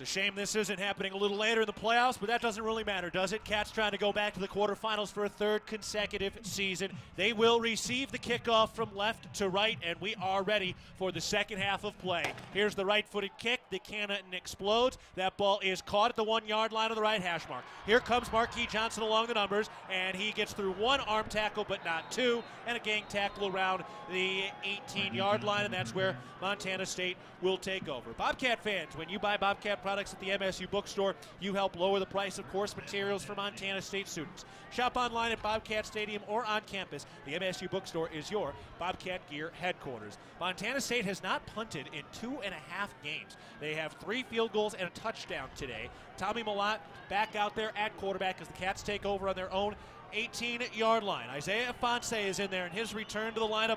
Full go through the playoffs. Redshirting this year. He'll be back next season. Willie Patterson in motion from left to right. Here's the snap. Fakes the handoff. Malott fires into the flat. Derek Snell makes the catch. Turns upfield. He picks up the first down. Up to the 32-yard line. And Montana State has a First Interstate Bank first down. Yeah, we've seen that time and time again. Derek Snell starts on the left side of the formation on the snap. There's a little token play action, just a slide route going from his left side. He comes all the way across the formation into the little flat. Tommy dumps it to him, and he does the rest. First and 10 from their own 32-yard line. 2 receivers to the right, 2 to the left. Man in motion from right to left. Pop pass to Dowler. He's running left, turns upfield at the hash mark, cuts back to the 40, bounces off a man at the 50, and he drags 3 tacklers all the way up to the 45. Ball came loose, but they whistled it dead first. And Montana State with another big play into Weber territory. First Interstate Bank first down. Yeah, Taco Dowler so dangerous on those jet sweeps. I used to see that all the time at West High, and he torched Double-A on those jet sweeps, and he still looks like he can run past a whole lot of guys. And really good, productive run there early on, getting the ball into playmakers' hands. Yes, sir. 3 receivers to the right, including Marquis Johnson. Snell to the left. Here's a man in motion from right to left. They hand it off to Marquis Johnson. Running left, tries to turn upfield, and Eddie Heckard able to bottle him up as he is shoved out of bounds following a 2-yard gain. 2nd and 8 for Montana State. Kind of interesting play call. That's another jet sweep into the boundary, but look, you can't just shrink the playbook because one side of the field is icy, but I will say, it's slick from the visitor hash all the way to their sideline. It's slick, and I'm be curious to see if it affects the play calling. From that left hash mark, plenty of space to the right side, which isn't quite as icy. 2nd and 8 from the 42-yard line in Weber territory. Cats with a football, 13 and a half minutes to go in the third quarter. Montana State up 16-10. Pistol formation with Marquis Johnson as the halfback. One receiver right, one to the left. Here's the snap, option roll. He will fake the pitch, turns upfield, he's got the first down, and he's spun down by Winston Reed, the linebacker, up at the 30-yard line. First Interstate bank for the Cats. They go right back to that speed option look. They're able to get on the edge quickly, and Tommy Millott, a little fake pitch, and he's able to put his foot in the ground and move the sticks. They're playing man-free. That's what Weber State does. And when you're playing man-to-man, it is hard when you have a running back or a quarterback that can run the football, and that speed option has been open on the edges all day long. Tommy Millott approaching 100 yards on the ground. He's got 93. Cats approaching a single-season program record for team rushing yards. They are right now only 47 yards shy. Here's the snap. They hand it off. Afonso runs right at the numbers, hurdles a man. He's inside the 20, and he runs over a safety before he's tripped up inside the 20-yard line up to the 15-yard line. What a hurdle. Hey, what a hurdle. What a play call. I love the up-front toughness. That offensive line controlling the line of scrimmage, and his knee looked okay. What a nice hurdle. First Interstate Bank, first down, into the Rose Hours red zone at the 15-yard line. Cats knocking on the door in the first possession of the second half. Thomas to the left, Patterson to the right, Snell on the line on the left side, pistol formation. Here's the snap, option roll to the left side, pitch to Afonso, hit, fumbled, loose. Snell dives out and across the ice, and it will be a loss for the Cats. Boy, you can just see them thinking about their footing over there. Yeah, absolutely, and it's definitely slick. They try to go back to that same speed option look into the boundary. Pretty good job covering ground by that Weber State defense. Fortunate bounce for the Bobcats, but they were able to fall on. And you can see still a little rust with Afonso. Obviously, the explosiveness is there, Sure. but some of the little procedural type stuff, you can see a little rust. Yeah, and in all fairness, he caught that ball, but he got hit immediately as he got hit, or as he caught the football. But still want to have some ball security there. Want to see him hold on to it. Patterson and Thomas to the right, Snell to the left. Shotgun formation, Afonso next to Millott. Here's the snap. They hand it off. Afonso runs up the middle, and he is tackled right at the line of scrimmage, still behind the chains with third down coming up. 11 minutes to go in the third quarter. Montana State up 16-10. Big third down here. Weber State trying to bend but not break. Yeah, is this offense, are they going to opt for running the football, throwing the football? You're going to try and keep it a little bit safe here, making sure that you got a good manageable field goal shot. Be curious to see what Coach Housewright's got dialed up.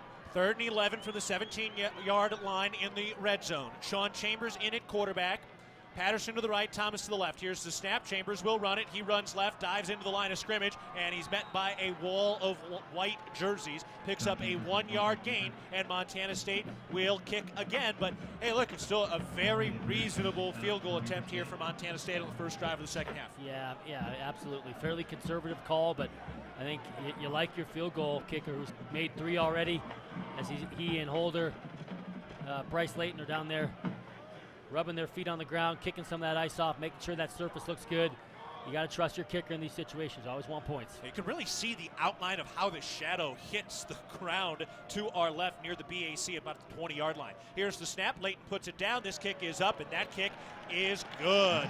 Sullivan, Layton, Glessner have combined for 4 field goals in this game, and they are now 11 of their last 11, and the Cats have a 19-10 lead with 9:50 to go in the third quarter. We will take a break. Your score one more time. Montana State 19, Weber State 10, 9:50 left in the third quarter. This is Bobcat football from Learfield.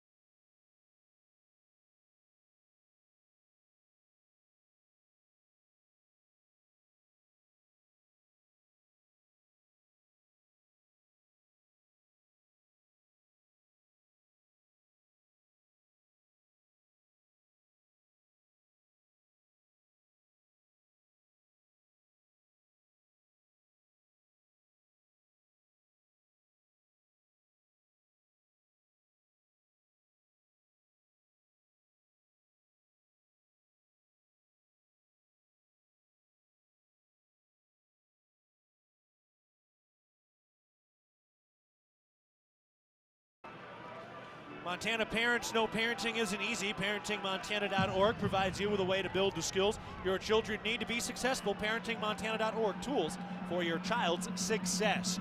9:50 to go in the third quarter. Montana State leads 19-10. They scored a town pump touchdown on their very first drive of the game. Since then, Blake Lesnar, 4 of 4.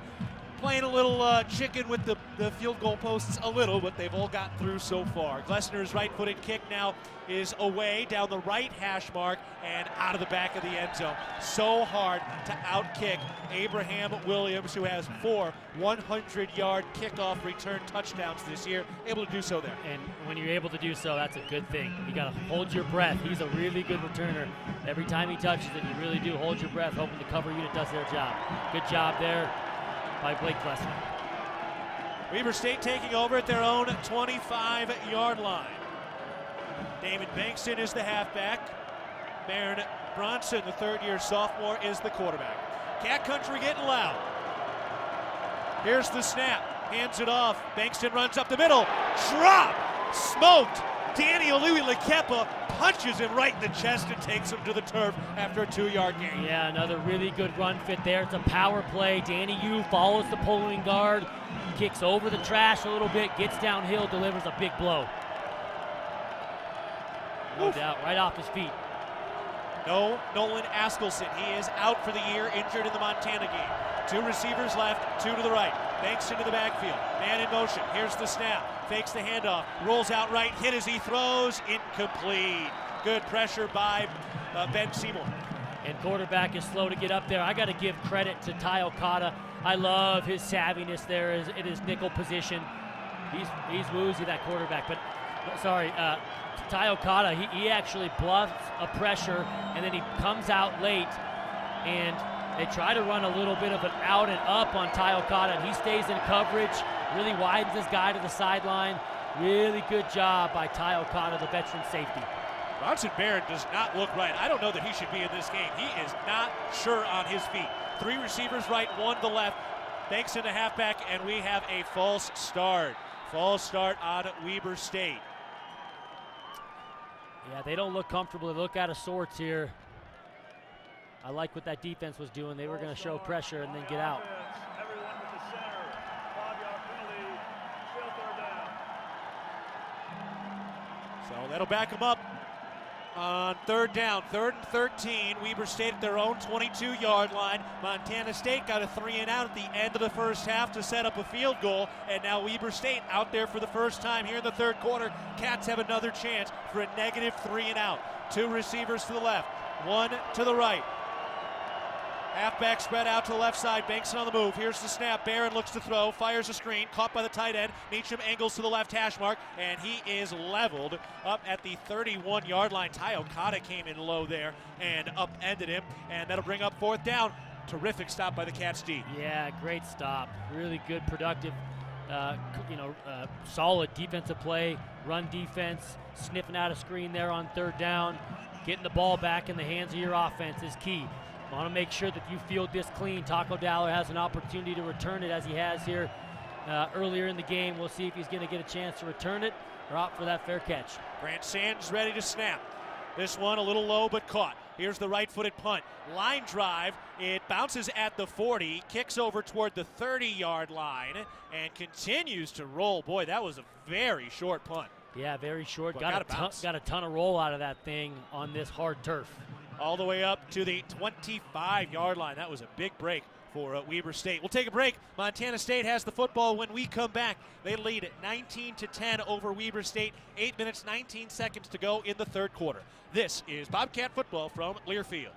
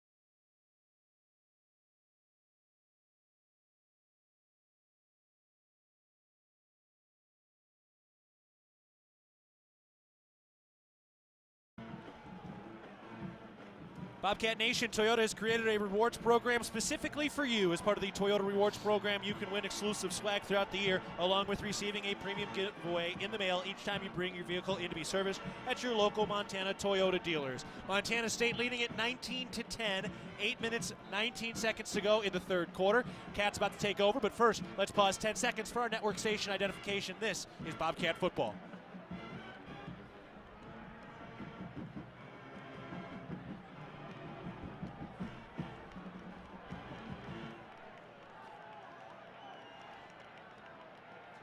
I'm Keaton Galogly alongside Mikey Ryder and Dylan McPhail up in the First Interstate Bank broadcast booth. Dan Davies is down on the sidelines. Jesse Ropolato is in studio. We're at Bobcat Stadium. Montana State leads it 19-10. Just over 8 minutes to go in the third quarter. Montana State starts this drive at their own 25-yard line. Here's the snap. Malott takes a shot down the right sideline. Caught by Coy Steele. Big gain out to Coy Steele, shy of the 50-yard line. I like that play call. Coy Steele starts on the offensive left side. He motions in jet sweep, and then he carries out his fake and actually leaks right up the sideline in a wheel route. They're going to call him for an illegal man downfield, an eligible man downfield. That's going to be killer, bringing that big chunk play back. And that would have been Steele's first official catch since returning from injury all year when he came back just late in this year in November. Also keeping an eye on the Weber sideline. Bronson Barron didn't look right, and he was getting inspected, and now the backup quarterback, Kylan Weiser, is warming up for Weber State. He's starting to kind of dap up some of his offensive linemen. I think we're going to see the backup for Weber State. 8 minutes to go in the third quarter. Montana State now facing 1st and 15 at their own 20-yard line, leading 19-10.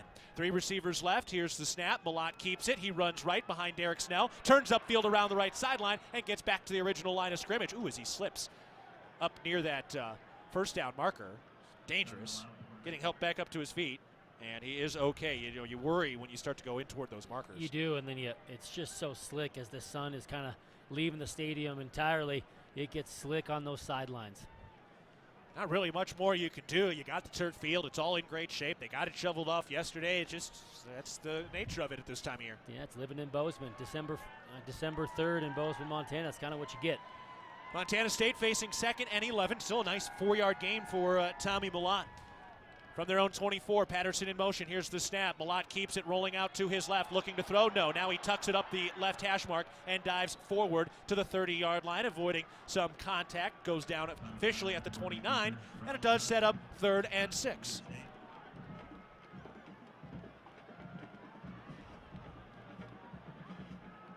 Favoring that left leg, trying to keep it loose as he heads off into the sunshine. Montana State will line it up at their own 29-yard line. 3 receivers right, 1 to the left. Afonso in the backfield. Malott ready to go on the left hash mark. Here's the snap on 3rd down. Malott looking to throw. Pressured, fires over the middle. Robbie Alston makes the catch for a 1st down. First catch for Robbie Alston since the Northern Arizona game on November 5th, and it gives the Cats a 1st down. Hey, and give credit to Tommy Malott, standing in there, going through his read progression. He waits for that slant to open up. He finds that little window and delivers a nice catchable ball. Good for Robbie Alston. Yeah, and good protection up front. Credit that O-line. Cats convert on 3rd down. Up to their own 42-yard line in the silence of Cat Country, and another sellout crowd at Bobcat Stadium. 1 receiver out to the right. That's Clevan Thomas. 2 to the left, Steele and Alston. Afonso in the backfield. Here's the snap. Malott keeps it, runs left. He's got a little bit of space trying to turn upfield, and he is brought down shy of the 50-yard line. Nice job to at least get to the outside there. More good tackling by the defensive backs of Weber State, and that'll bring up 2nd and very manageable for Montana State. Yeah, Eddie Hecker doing a good job from his nickel spot. He's a very good player, working inside out, using that sideline as the extra defender, and tackling to Tommy Malott. I like Tommy Malott 2 hands in traffic as soon as he gets to contact. I like what he's doing there ball security-wise. Thomas spread out to the right side. Alston and Snell to the left. Afonso in the backfield with Tommy Malott facing 2nd and 4 at the 48-yard line in Montana State territory. Cats with the football up 9. Here's the snap. Fakes the handoff, looking to throw. No. Now we'll run up the middle. He got the 1st down as he slides forward. at the 46-yard line. First Interstate Bank, first down into Weber State territory. Cats putting together kind of a nice step-by-step drive. Yeah, Tommy Malott making something out of nothing. Had an opportunity to throw the ball downfield. Clevant Thomas on the outside, had a one-on-one matchup. Pretty good coverage on the outside by Maxwell Anderson, the corner for Weber State. Tommy Malott just decides to call his own number and moves the chains. 5 more rushing yards by the Cats, and they will set the single-season team rushing record at Montana State. They're 262 yards today. 1 receiver right, 2 to the left. Snell, the halfback, gets spread out now into the slot on the right side. So empty backfield for Malott on 1st and 10 in plus territory at the 46. Shotgun snap, chest high. Malott fires over to the right sideline. Caught by Clevant Thomas. Trying to slip out of a man, cannot, but still a nice gain of 4 or 5 yards near the 40-yard line. Like a little bit of the chess match there. They start with Derek Snell in the backfield, and then they motion him out. What that's going to do is indicate, is Weber State in man-to-man coverage or not? And right there they were.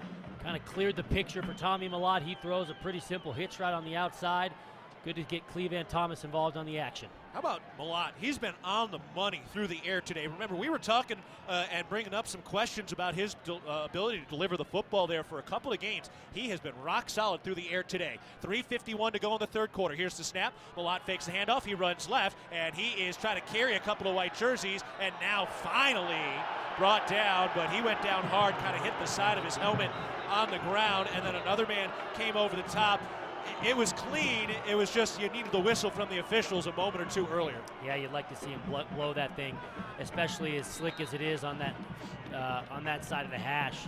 It just, the control can be tough. Want to see a quicker whistle.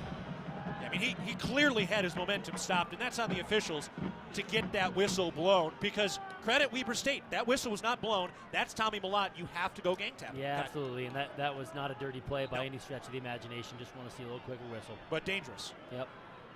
Especially with how hard that turf is, and in the area they're in on the left hash mark up the 38-yard line in Weber State territory. Driving from right to left, facing 3rd and 2. Cats leading 19-10, trying to get back to the quarterfinals for a 3rd consecutive season in the playoffs. Here's the shotgun snap. They will keep it. Malott runs left, turns upfield the numbers. It's got the first down, and he sidesteps out of bounds wisely. He can barely keep his footing on that side of the field, especially as he gets out of bounds. But another first down for Montana State. Yeah, and that's where it's just athlete on athlete right there. It was a one-on-one matchup between he and Garrett Beck, the outside linebacker, and he just beat him to the corner, did what he needed to do to get around the corner and get the first down. And here comes Sean Chambers. 1st and 10, give Malott a little rest. He's took a couple of licks at the start of this drive.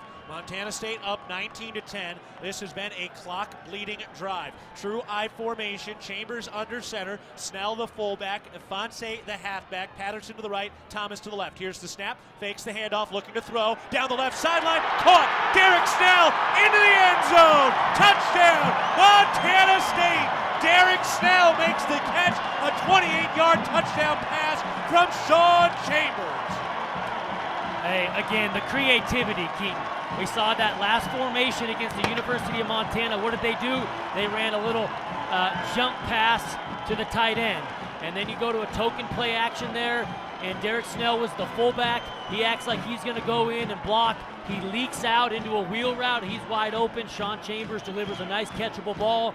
Great time-sucking drive there by that Bobcat offensive line. And he caught that in the middle of the ice as the snap is good, the hold is down, the kick is up.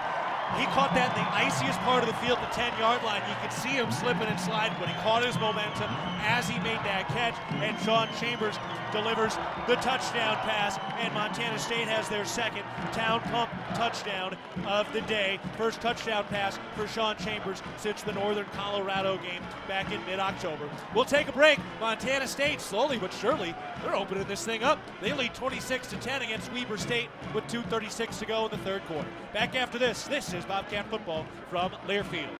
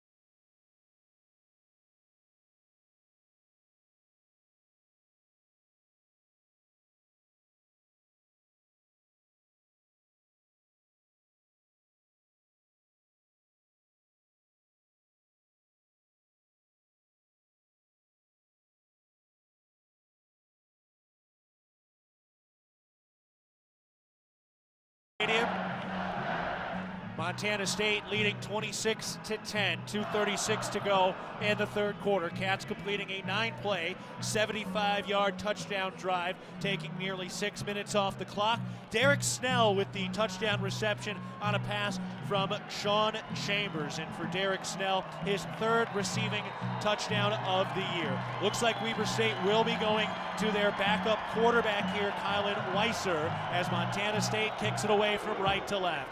Big kick toward that right pylon. It is caught at the goal line. Williamson slips, and he is down inside the 5. He caught that in the end zone, started to take it out. His feet slipped out from underneath him, and he is down at his own 4-yard line. And that is where Kylan Weiser and Weber State will take over. Yeah, not a real good position for this Weber State offense to start with their backup quarterback. This crowd is into it. A lot of momentum here in Bobcat Stadium. You can feel the electricity. Dan, you're right there. What'd you see from Williams on that?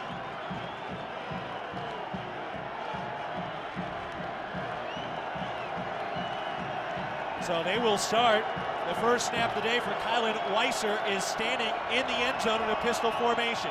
Turns, hands it off. Davis gets back to the original line of scrimmage, carries the defensive line forward, and gets to the 7-yard line. Second down coming up. Yeah, this is such an advantageous position for this Bobcat D. But you want to keep them there. You got to keep them backed up. Often you feel like defenses sometimes struggle to keep them held up. Got to really control that line of scrimmage here. Make this quarterback feel uncomfortable deep in his own territory. Weiser has played 5 games, 7 of 15 through the air, 49 yards, no touchdowns, no interceptions. He is a junior from Glendale, Arizona. One receiver to the left, 2 to the right. Shotgun snap, looking to throw. Weiser escapes pressure in the backfield, fires over to the right side. Sharp makes the catch, but he is bottled up. No gain at about the 7-yard line. Nice job by James Campbell. Hey, and look, that looked like a routine tackle. You need to give credit to James Campbell coming in space on a really dicey surface, making a nice tackle. Open field, one-on-one. It's really, really icy on that side of the field right now. Cats defense looking for their third consecutive 3-and-out. Facing 3rd and 6 from their own 7. Final 75 seconds of the third quarter, and a timeout called by Montana State. Yeah, they had some substitution issues going there on the defensive line. I know Coach Howe, he doesn't look real happy. They want to make sure they get the right personnel grouping in for a pivotal third down. At Montana State University in Bozeman, we like to think outside, but not just because we have access to some of the best outdoor recreation on the planet. We like to think outside because we are creators, researchers, artists, and thinkers, breaking boundaries in over 250 fields. Montana State University, mountains and mines. Boy, this has been just kind of a slow boil of a game, and here's Montana State leading by 16. Yeah, and that's what these really good teams do. You just continue to control the line of scrimmage. Your foot's on the gas, but you're slowly, chipping away at this thing, and you want to burst the door open here, and the Cats are close. Weber State backed up at their own 7-yard line, facing 3rd and 6 with their backup quarterback in. From the right hash mark in a shotgun formation. Here's the snap. Weiser looking to throw from the goal line. Out to the left sideline. That is caught by Ty McPherson in between 2 defensive backs. That is a heck of a pass from Kylan Weiser, right on the money. Yeah, that was a great throw. It was a corner ball, and really the coverage was great. Cover 2 with the sinking corner, and he just dropped it right over the top of him. James Campbell almost broke it out of his hands, but was unable to do it. And now a bad snap, picked up by Weiser inside his 10-yard line, rolling out right, and he will fire out of bounds. So they got up to the 26-yard line. The first down snap from their first team All-Big Sky center, Ethan Atagi, was too high off the hands of Weiser, and he was able to pick it up on a bounce and still get rid of it. Yeah, fortunate bounce, because he actually, he was able to get it pretty cleanly and then work his way out of the pocket and just be able to throw it away. But fortunate break for the Cats. 1 receiver left, 3 to the right, 2nd and 10. Weber State at the 26-yard line, down 26-10 in the final minute of the third quarter. Cats trying to get on to the quarterfinals of the FCS playoffs for the 3rd consecutive year. Weiser ready to go out of the shotgun formation with Davis to his left. And now we've got a whistle and we've got a flag.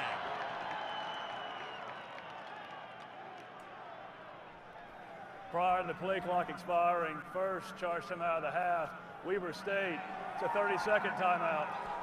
So no flag on the play. They got the timeout in, and so now both teams have used a timeout on this drive. And boy, Mikey, how about this Cats defense? This has been kind of what we've seen drawn up throughout the year. Yes, they give up a few big plays, but overall they've been great. They gave up a field goal on the first drive, a touchdown on the third, and they've been very good since. Yeah, absolutely. And sometimes you got to tip your cap to the offense right there. That was good coverage, but Ty McPherson is a very capable receiver. He goes up and finds a way to come down with the football when it really was a 50-50 ball with James Campbell and then you had Ort right over the top. So you got to give credit to the offense there, and every now and again they win 1-2.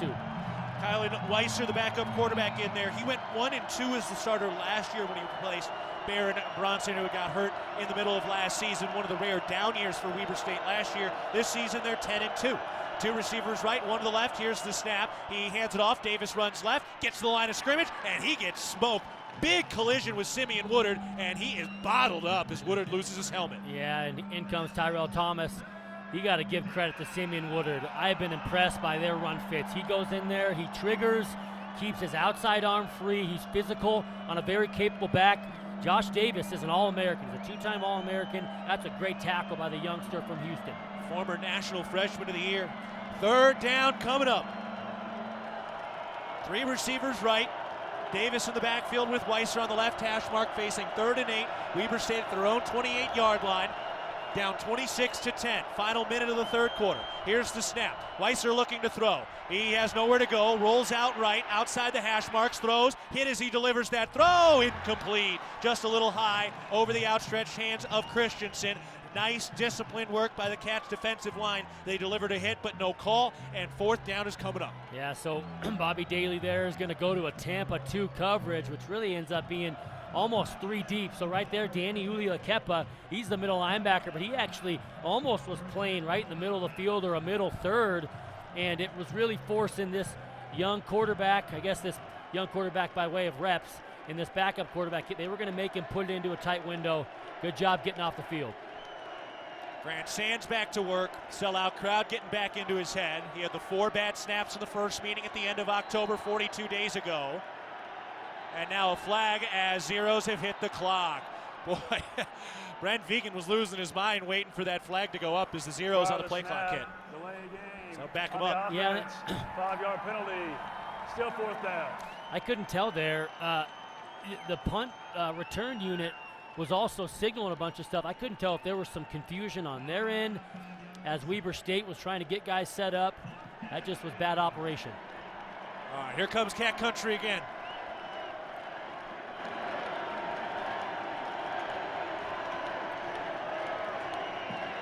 Sands getting ready to snap from the left hash mark. 6 seconds left in the third quarter. Montana State up 26-10. Dowler back to receive at his own 40. Here's the snap, chest high, right-footed kick, end over end, near the 45-yard line. Dowler calls for a late fair catch, and that's where the Cats will take over. Great field position as we head to the fourth quarter. Bozeman Health doesn't want you to have an injury timeout. A primary care provider helps keep you healthy and in the game. Visit bozemanhealth.org today to find a primary care provider in Belgrade, Big Sky, or Bozeman. Your care is our purpose. Cats go into the fourth quarter with a lead in the second round of the FCS playoffs. Montana State 26, Weber State 10. Heading to the fourth, Cats have the ball when we come back. This is Bobcat football from Learfield.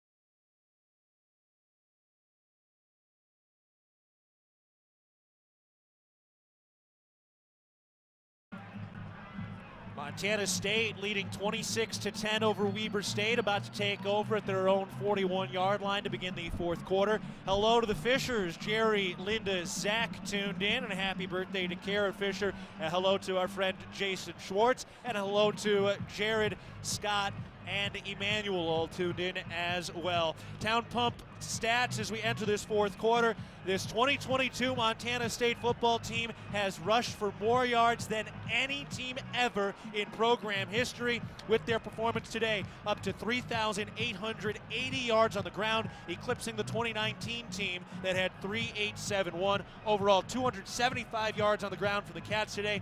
Tommy Malott leading the way, 127 yards. Mikey, that is a heck of an honor and a tip of the cap to Justice Perkins and this offensive line. Yeah, no doubt. It starts there. Coach Brian Armstrong leading the way, leading that unit. I know heading into this season, he felt so good about this group, even if they were young and fairly inexperienced.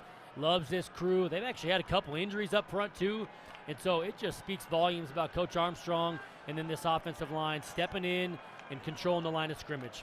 Montana State taking over, moving from left to right. They have dominated this second half so far. Two steady scoring drives. Their last, a touchdown pass to Derek Snell. One receiver to the left, two to the right as the Cats take over at their own 41-yard line. Snap to Malott. He fakes the handoff, looks to throw. Down the right sideline, Willie Patterson's not there, out of bounds. Down that right sideline, incomplete. Yeah, and one-on-ones there. Taco Dowler was one-on-one as well, running down the seam. We're going to see some of those shots. They're going to be aggressive here, even late into this game. I'm sure we're going to see more and more shots downfield. Yeah, absolutely, absolutely. You run the ball pretty much at will here in this, first three quarters. Got to be able to loosen them up continually with the pass. One receiver left, two to the right. Elliott in the backfield with Tommy Malott on the left hash mark, 2nd and 10. Chest high snap, fakes the handoff. Malott rolling out right, turns upfield across the line of scrimmage, gets past the 50-yard line, and an ankle tackle as he picks up the first down, moves up to the 46-yard line in Weber State territory, and another big gashing play from Tommy Malott, who had 273 yards on the ground in the first meeting, most ever by a Big Sky quarterback. And right there, he still looks like somebody's got him darn near dead to rights, and he's able to wiggle out of it and continue to move the sticks. All right, some more creativity here. Sean Chambers lined up on the outside as a receiver. Malott in the backfield, Thomas to the right, Patterson and Snell in the slot to the left. Empty backfield on 1st and 10 in plus territory. Here's the snap. He hands it off to Thomas. Pitch to Chambers. He takes a deep shot to Willie Patterson, and he makes the catch and drags a man into the end zone. Touchdown, Montana State! Willie Patterson makes the 47-yard catch and gritties his way across the end zone. Touchdown MSU. Oh my, what a throw by Sean Chambers. I was going to say, love the creativity, but that was a dime, and he put it on a rope. Never doubted Sean Chambers' arm strength, but that was a beautiful football. Great catch. And Willie Patterson drags the defender into the end zone. His 12th career receiving touchdown, his 9th of the season. He is now top 10 in program history in receiving touchdowns, and he's tied for 8th on the single season mark. Here's the snap. That kick is up, and that is good.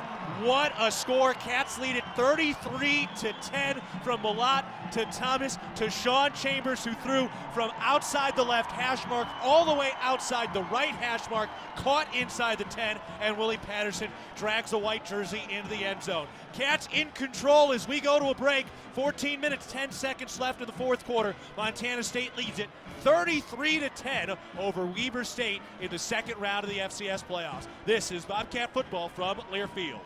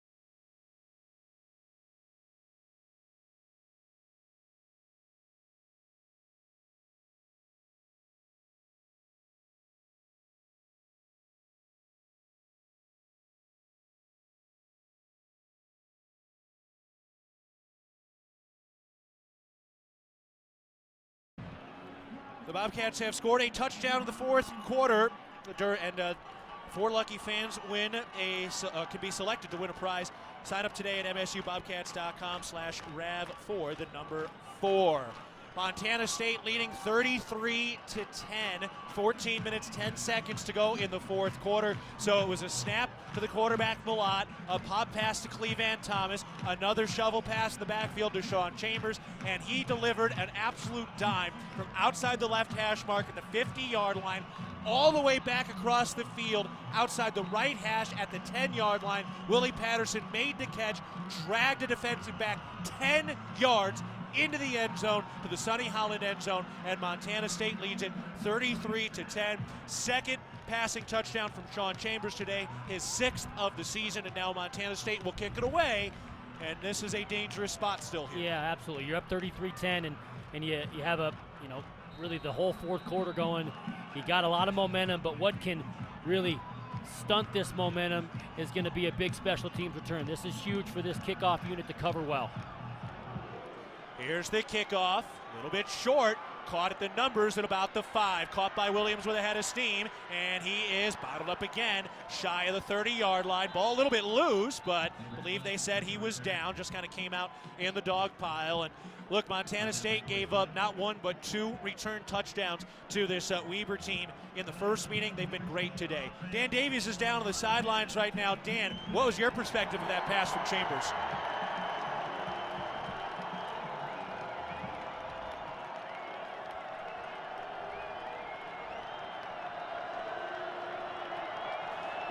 His first touchdown reception since the Northern Colorado game, when he had 3, and he's now top 10 in career receiving touchdowns at Montana State. What an honor for that 6-year young man. Here's the snap. Weiser rolling out to his right on first down. He fires down the right hash. Tip, loose, intercepted. Danny Louis-Lekepa has it. It got tipped by James Campbell, and Danny Louis-Lekepa has picked it off. Wow, great coverage. I love the complementary defense there, and really staying disciplined in their zone. Callahan O'Reilly comes from his linebacker position to pull up the quarterback as he was scrambling out to his right, and the ball was thrown behind him. Jeffrey Manning jars the thing loose a little bit, and there's Danny U waiting for it. Yep, Jeffrey Manning was there, and Danny Louis-Lekepa with the interception.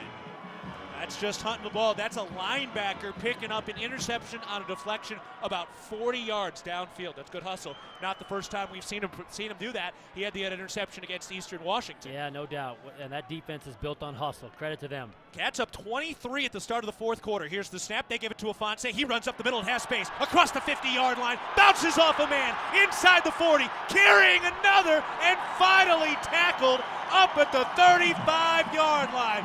Welcome back, Isaiah Afonso. Is it good to see him carrying the football or what? Look at him flexing down there. Good to see 22. He is so productive. Hasn't missed a beat. Afonso chasing history as well. This is already the most prolific rushing team in program history. Isaiah Afonso, a long rush there. He came in 186 yards shy from becoming the all-time leading rusher at Montana State. Cats up 33-10. 13 minutes to go in the game. They're at the 35-yard line, 1st and 10. Shotgun snap to Malott. They hand it off to Afonso again, bounces into the line, carries a man forward, and is tackled after a 3-yard gain. That was a 24-yard run for Afonso. He's got almost 90 yards, so less than 100 yards to go before he reaches that mark. And I'm telling you, we make it look easy. Isaiah specifically, he hasn't carried the football since last year in the national championship game. And for him to come in here and carry the ball like he has, he's probably going to get to the 100-yard mark. It is beyond impressive. He's up to 89 yards on 8 carries in his return. One receiver to the left, one to the right. That's Thomas to the left, Alston to the right. Afonso in the backfield on the right hash mark. 2nd and 8. Here's the snap. They give it to Afonso. He runs up the middle, hurdles a man, but is caught by Winston Reed, and that is a 1-yard gain. With 25 years of proud business service, Cosentus optimizes healthcare, dental, and small business solutions with a focus on your growth. Check them out today at cosentus.com. So now the Cats facing, what should this, third down. and 6. They've got 3rd and 6 from the 31-yard line in plus territory. Afonso gets a round of applause as he goes over to the left sideline. 89 yards in his return from knee surgery. Elijah Elliott in the backfield. He continues to be very effective. 7 yards per carry over his 5 touches. 1 receiver to the left, 1 to the right. Cats up 33-10 early in the 4th. Here's the snap. Malott hands it off. Elliott in the backfield, strips off 1 man, and then met at the line of scrimmage. A 1-yard loss on that play. Credit this Weber defense. They are one of the better defensive teams in terms of stopping the run. Cats have still racked up over 300 yards in this game, but still, we see them at times making plays like that. Yeah, and it's pressure into that outside zone that this offense likes to run. That's where it can really be troublesome for the offensive line. That's exactly what happened on that play. Garrett Beck was able to pressure, and he gets a little bit of fracture into that wall of the offensive line. Results in a negative play, but another kick opportunity here. 49 yards. Attempt from Blake Glessner. Here's the snap. That kick is up. That one is wide left. Incomplete. So second miss for Blake Glessner from that 40 to 49 mark. He's now 4 of 6. That snaps a stretch of 10 consecutive successful field goals for Blake Glessner. Just kind of hooked that one a little left. Yeah, no doubt. No doubt. And the surface doesn't look great, but looked like he just put a little bit too much mustard on that one. All right, we'll take a break. 10:55 to go in the ball game. Montana State trying to march on to the month of December, leading 33-10 over Weber State in the second round of the FCF playoffs. This is Montana State football from Learfield.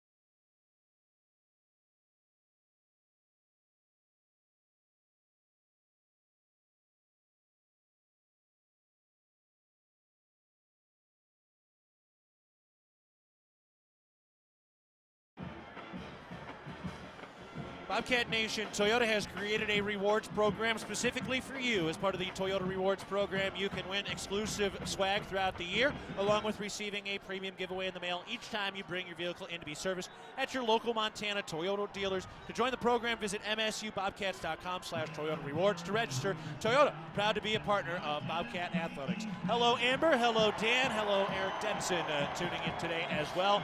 10:55 to go in the 4th quarter. Montana State leading 33-10. Weber State taking over after an interception and a pickoff by Danny Ului-Lekepa. The Cats miss a 49-yard field goal, so Weber State takes over here. They're at their 32-yard line on the right hash. Bad snap, but corralled. They hand it off. Running up the middle, Bankston has space, and Ty Okada drags him down across the 50-yard line up to the 48-yard line after a big, long run. Yeah, right up the middle, too. Just a zone play. He splits that A-gap. Missed run fit there by the Bobcat linebackers. Baron Bronson is out, the starting quarterback. Here's a snap. McMillan takes the handoff. McMillan runs up the middle, and he is tripped up shy of the 45, given the 46-yard line after a 3-yard gain. Weber State hustling back up to the line of the right hash mark, trailing 33-10. They're trying to get going. That clock is Weber State's enemy. Here's the shotgun snap. It's low. Picked up by Weiser. He fires over to the right side, caught by the tight end, and he drags a man for a first down up to the 35-yard line. Little comeback route to Hayden Beecham. Yeah, Hayden Beecham. He's a big target, too, a 6'7" target out there. Surprised they haven't seen more balls. Simple hitch balls or out balls, just finding some space for those big targets. Caught a touchdown last week for Weber State.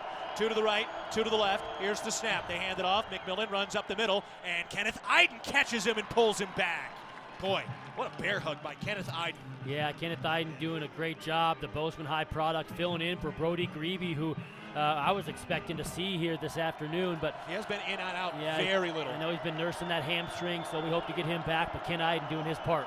Greavy, first team all Big Sky this year. Here's the snap. Deep shot down the right sideline toward the end zone. That is caught. Touchdown, Weber State from 31 yards out. John Christensen makes his first touchdown catch of the year, and Weber State has life late. Yeah, and pretty good coverage, but a lot of hand fighting there on the outside. Simeon Woodard had some tight coverage, but that's kind of the fine line. You start trying to hand fight with that receiver, and he ends up gaining some ground on you.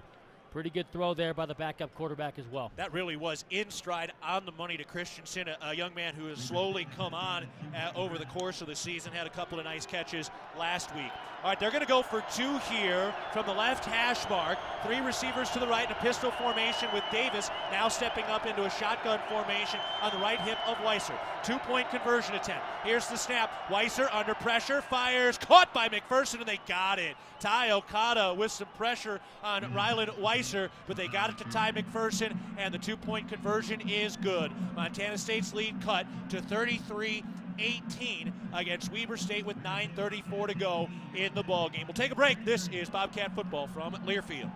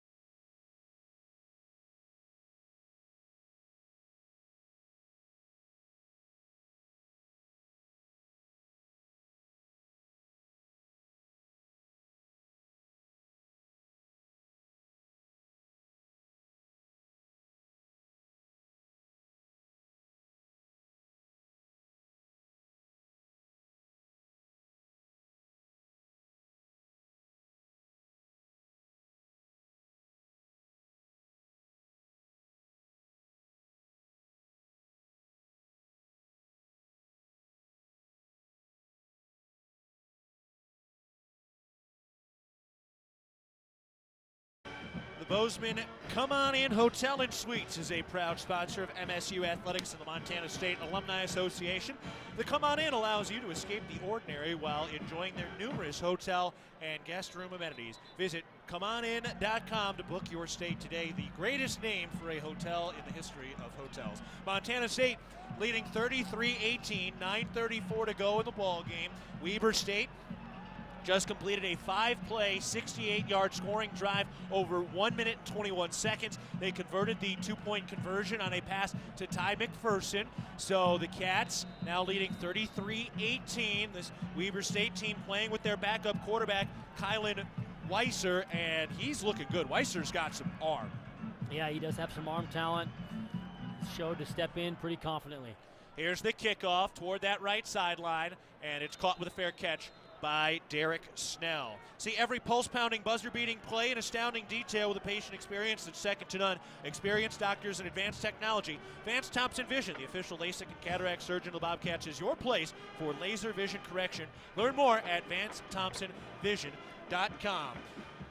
Montana State, 314 yards on the ground. Isaiah Ifanse in his return, 9 carries, 91 yards, less than 100 yards away from becoming the greatest rusher in program history.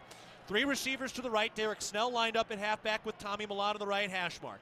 Cats take over at their own 25-yard line. Malott steps up to the line and makes an adjustment. It's Dowler Thomas and Patterson to the right. Here's the snap. Malott runs left behind Snell. He's got space down the left sideline. Ooh, tripped up from behind as he got 1 yard shy of that first down marker. Boy, credit Winston Reed hustling over there, and Derek Snell was a lead blocker in a big way. Yeah, credit Derek there, and really even before the ball was snapped, leadership there by Derek Snell reminding us quarterback, hey, we got to go. There was 2 seconds left on the play clock. Lucky to get that play off, bring it to a second manageable. 2nd and 1 here, these waste downs. It's an opportunity generally for an offense to take a shot downfield, or you can run it to move the sticks. From the right hash mark, 2nd and 1. Here's the snap. They give it to Afonso up the middle. Ooh, I don't know that he got it. Are they going to give him that yard? I don't think so. Ooh, nope. Very, very close. Yeah, maybe inches shy. So that'll bring up 3rd and less than a yard. The Cats hustling to the line here. Malott under center. He takes the snap, try to dive forward. They're trying to push him forward, and one official has him getting far enough. The other official does not. Where are they going to put this? It was literally inches, and I think he got it. They're going to mark it short. Yeah. Again, by the nose of the football. 4th down coming up. Brent Vegan upset with the spot, and it is just one dimple on that football. And the Cats will punt. Bryce Layton will punt for the first time since November 5th. So it's been 2 games and 3 quarters since the last time he has booted it away. Yeah. So he will kick it off. Not an easy task here, as Weber State very good in the punt game as well. Here's the snap. Layton gets it off down the middle of the field. Fair catch called for, and he makes the catch near the 30-yard line. And that is where Weber State will take over when we come back. Montana State trying to close it out, but Weber State has the football after this break. Montana State 33, Weber State 18. 7:50 to go in the ball game in the 2nd round of the FCS playoffs. This is Bobcat football from Learfield.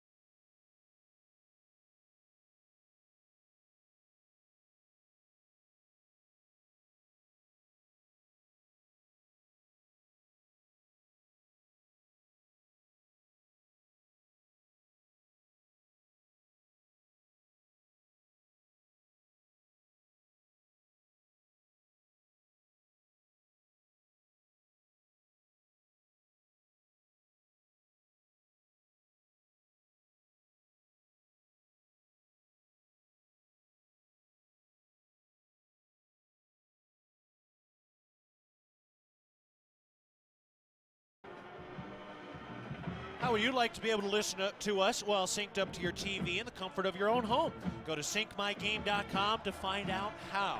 Montana State leading 33-18, 7:50 to go in the 4th quarter. Weber State, just on their last drive, drove down and was able to score, and they got the 2-point conversion, making it a 15-point game. And for Montana State, they had to punt for the first time in 2.5 games, and now back to work. Weber State continuing to go to work with their backup quarterback, Kylan Weiser. He had a couple of starts last year when Baron Bronson was down and injured. He is a junior, and he has made a couple of terrific throws today.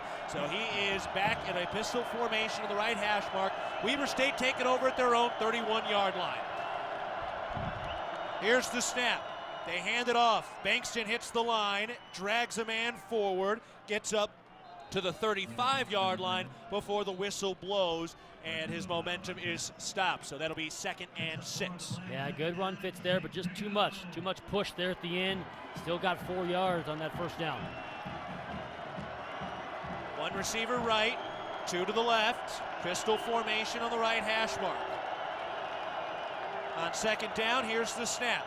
Fakes the handoff, fires into the flat, caught by McPherson, turns upfield for a first down, and then tackled out of bounds by James Campbell, who looked like he slipped on some ice when McPherson made his cut. Yeah, it's a tough footing down here, and you're at a disadvantage playing DB. That wide receiver, he knows exactly what route he's running. You do not. Don't be surprised if they come back to him, try and get after Simeon Woodard, who's down here on the boundary on the slick side of the field. First and 10, here's the snap. They hand it off, and the running back is hit at the line by Sebastian Valdez, who gets the tackle. Damon Bankson was bear hugged by Valdez, and they give him a 1-yard gain, 2nd and 9, up to the 47-yard line. 6 minutes, 45 seconds to go in this game. Cats up 33-18. Weber State needs a score to keep it alive. From the pistol formation, two receivers to the left, including their leader, McPherson. Here's the snap, fakes the handoff. Weissner fires down the left sideline. McPherson makes the catch and tiptoes the sideline as he goes out of bounds. A first down up to the 40-yard line in Montana State territory, and it stops the clock at 6 minutes and 29 seconds. Yeah, and they're going to keep working this sideline, if I had to guess, just based on footing conditions, and not to mention Ty McPherson, their go-to guy, is down here into the boundary. They're doing all this with their backup quarterback, Kylan Weiser, who's been outstanding, 6 of 9 through the air so far. Two receivers right, one to the left. Here's the snap. Weiser looking to throw from the left hash. He rolls out to his right to the line of scrimmage. He will tuck it, angling toward the numbers, and he will get the first down and go out of bounds. He slipped on that right sideline again, showing just how icy it is, but he pops back up, and another first down with the clock stopped up to the 26-yard line in Cats territory. Yeah, wondering if this Bobcat defense is going to bring any pressure. They haven't brought any here in these first couple plays of this series. Got to make this quarterback uncomfortable. Montana State up 33-18. Here's the snap, screen pass to the right side. Christensen makes the catch, turns upfield the numbers, and gains all the way up to the 20-yard line for a 6-yard gain. 2nd and short coming up for Weber State. This is kind of how they did it at the end of the first meeting, where they scored 2 late touchdowns and got all the way into the red zone before McPherson dropped a pass inside the 10-yard line to end that game. Here's the snap. Weiser looking to throw. Looks left toward the end zone. McPherson is there, and it's incomplete. James Campbell on the coverage. He was fighting with McPherson. They were slipping and sliding all over that ice, and McPherson turned into the DB to knock it free. Yeah, and I'm a little surprised there. He actually tackled James Campbell. I'm surprised they didn't get him for offensive pass interference, because he tackled him there. And because he would have caught it if that wasn't the case. It hit him with the numbers, but his arms were pinned to his side as McPherson came in from behind with a bear hug. Yeah.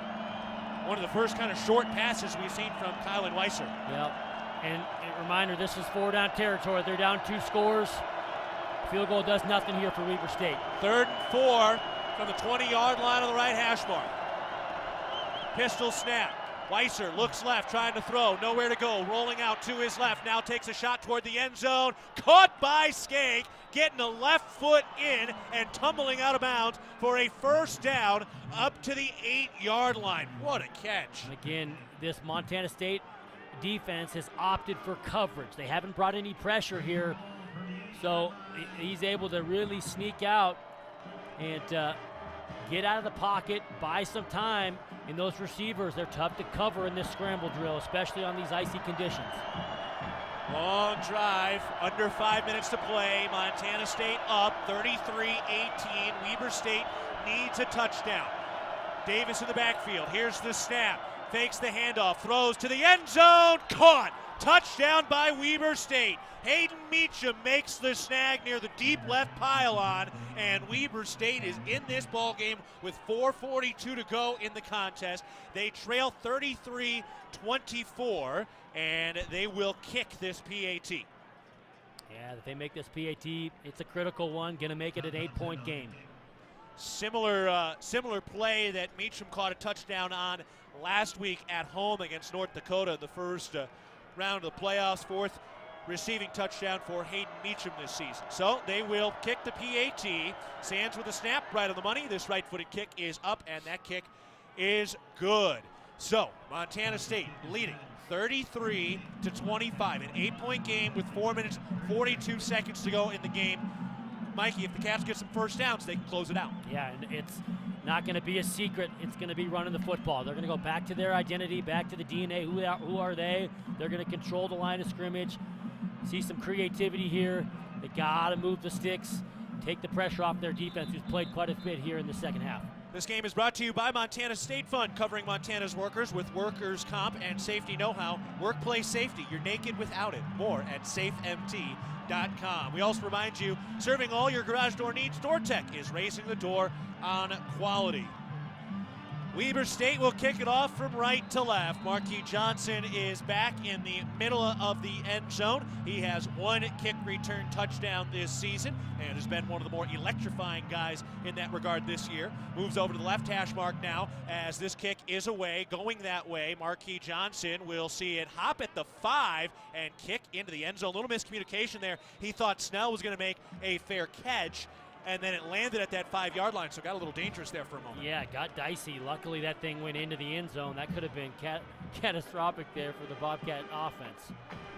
All right, here we go. Here's the situation. Montana State trying to go back to the quarterfinals for a third straight year. 4 minutes, 42 seconds to go in this game. Cats are up 33-25, but they've given up 2 touchdown drives, and now they can close this game out if they can get some first downs. Chambers and Malott in the backfield. Chambers the quarterback, Malott the halfback. 2 receivers to the left, 1 to the right, including Willie Patterson, who has a touchdown catch today. Steele in motion. Here's the snap. Chambers keeps it. He runs left, darts through the line, and stumbles forward up to the 30-yard line. Solid 5-yard gain. Cats up to 328 yards on the ground. An average day for them this year, second in the nation. Yeah, and another huge performance by this Bobcat offensive line. Love the creativity. This is all your cards on the deck. You gotta make sure you're moving chains here. You gotta get some first downs. Need some points if you can put the fork in here. Put the fork in this Weber State team. Thomas spread out to the left side. Chambers is the quarterback. Malott, Steele, and Patterson spread out to the right on the right hash mark, facing 2nd and 5. Snap to Chambers. He runs left, trying to get outside the numbers, turns upfield, and gets the first down. Needed 5, got 5. First interstate bank for the Cats up to the 35-yard line. Little jawing going on there. And back to work. I'm not sure if they actually marked him inbounds or out of bounds there, Keaton. But there you go, marking inbounds. Thank you, and it has to continue to go. That's the rule. Dan, you always educate me on that. Always missing it.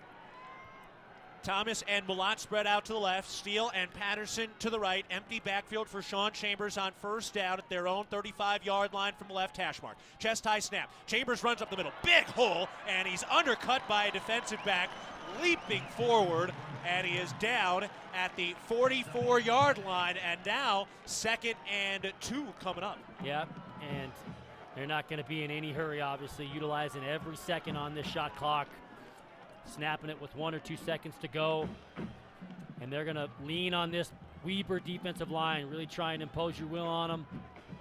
They're going to run the football, there's no doubt about it. Under 3 minutes to go in the game. How many more first downs do the Cats need here to close this thing out? Up 33-25. 3 receivers left. Snap to Chambers. Fakes the handoff to Malott. Chambers keeps it. Runs right.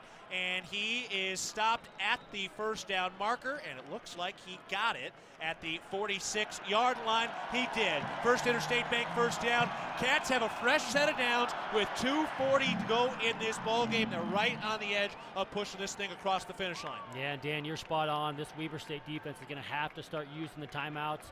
This is key for the Bobcat O. Ball security is of utmost importance right now. 2 hands in traffic, nothing too risky, extra spin moves or fighting too hard for extra yards. Got to be smart here and make sure the ball stays in your arms.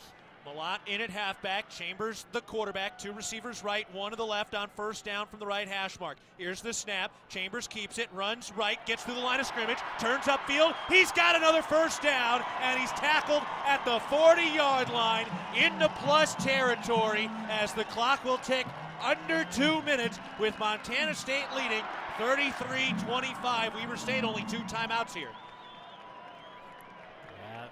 Another gritty run there by Sean Chambers. Good play design. Really good hole created by that offensive line that's done an incredible job today, again, in the run game.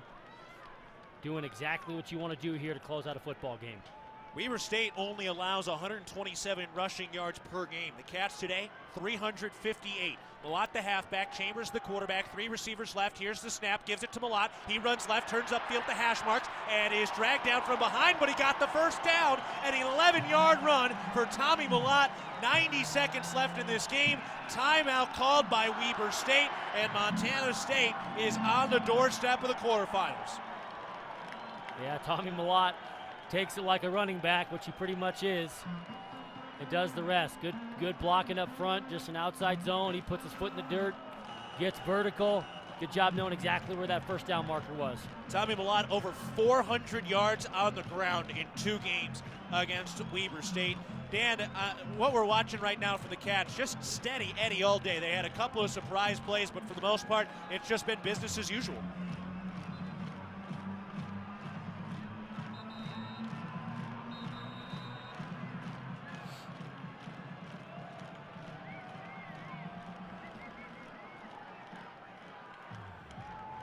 I'm telling you, Dan, he is a game changer, and he's such a gamer when he gets the football in his hands, and there's nothing, truly fancy about what they're doing. Obviously, the holes are incredible by the offensive line up front, but he just is a guy that's going to get yards, and he's tough to bring down. He's a savvy runner. All right, here's the snap with 1:29 to go in the game. Chambers keeps it, runs up the middle, sheds a man in the backfield, dives forward, carries the pile inside the 20-yard line and down at the 16-yard line. A first down for the Cats, and they're about to close this thing out with a big-time run by Sean Chambers. Yeah, and they had a blitzer that had him dead to rights. He was untouched, but again, Sean is so big, and he breaks that first tackle. If you don't wrap up on a guy like that, it's tough to bring down. Weber State not using their timeout. 1 minute left in this game. Cats up 33-25. Here you go. Malott quarterback flanked by Chambers and Ifanse. Patterson to the right side. Now Malott steps back. Chambers ready to take the snap. He does. Keeps it. Runs up the middle. Lowers his hat and dives over a man inside the 10-yard line. Just continuing to bruise time and again. You know me, I always put myself on the side of the defense and figuring it out. That is a tough thing to do right there. You got all 3 of those guys in the backfield. Sean Chambers, Tommy Malott, Isaiah Ifanse. One guy shifts from quarterback to the other. One guy becomes the tailback, and it is just a hot mess for a defense. And credit Coach Housewright, credit Coach Vegan, Coach Armstrong, Coach Jimmy Beal. Such creativity. Cats with one more snap, and they are heading back to the quarterfinals. Ifanse and Fitzgerald on the hips of Malott, takes the snap, puts the knee down. Willie Patterson backflips, and this ball game is over. Montana State dominates a 33-25 win over Weber State. They take the rematch in complete control today. They rush for 388 yards against one of the best defenses in the Big Sky. Montana State now the most prolific rushing team in program history, this 2022 squad. And for the 3rd straight year, Montana State is heading to the quarterfinals, and they have a date with another terrific rushing team in William and Mary next week. Mikey, we get more football. I know we're all beat, Keaton. Sitting right up here, the First Interstate Bank broadcast booth. So a bunch of the fans hopping over that Sonny Holland end zone now, as they do for every game, jumping out onto the field. This was a dominant win for the Cats. They did start to bend a little bit there at the end, but all they had to do was close this out in the last 4 minutes with a couple of first downs.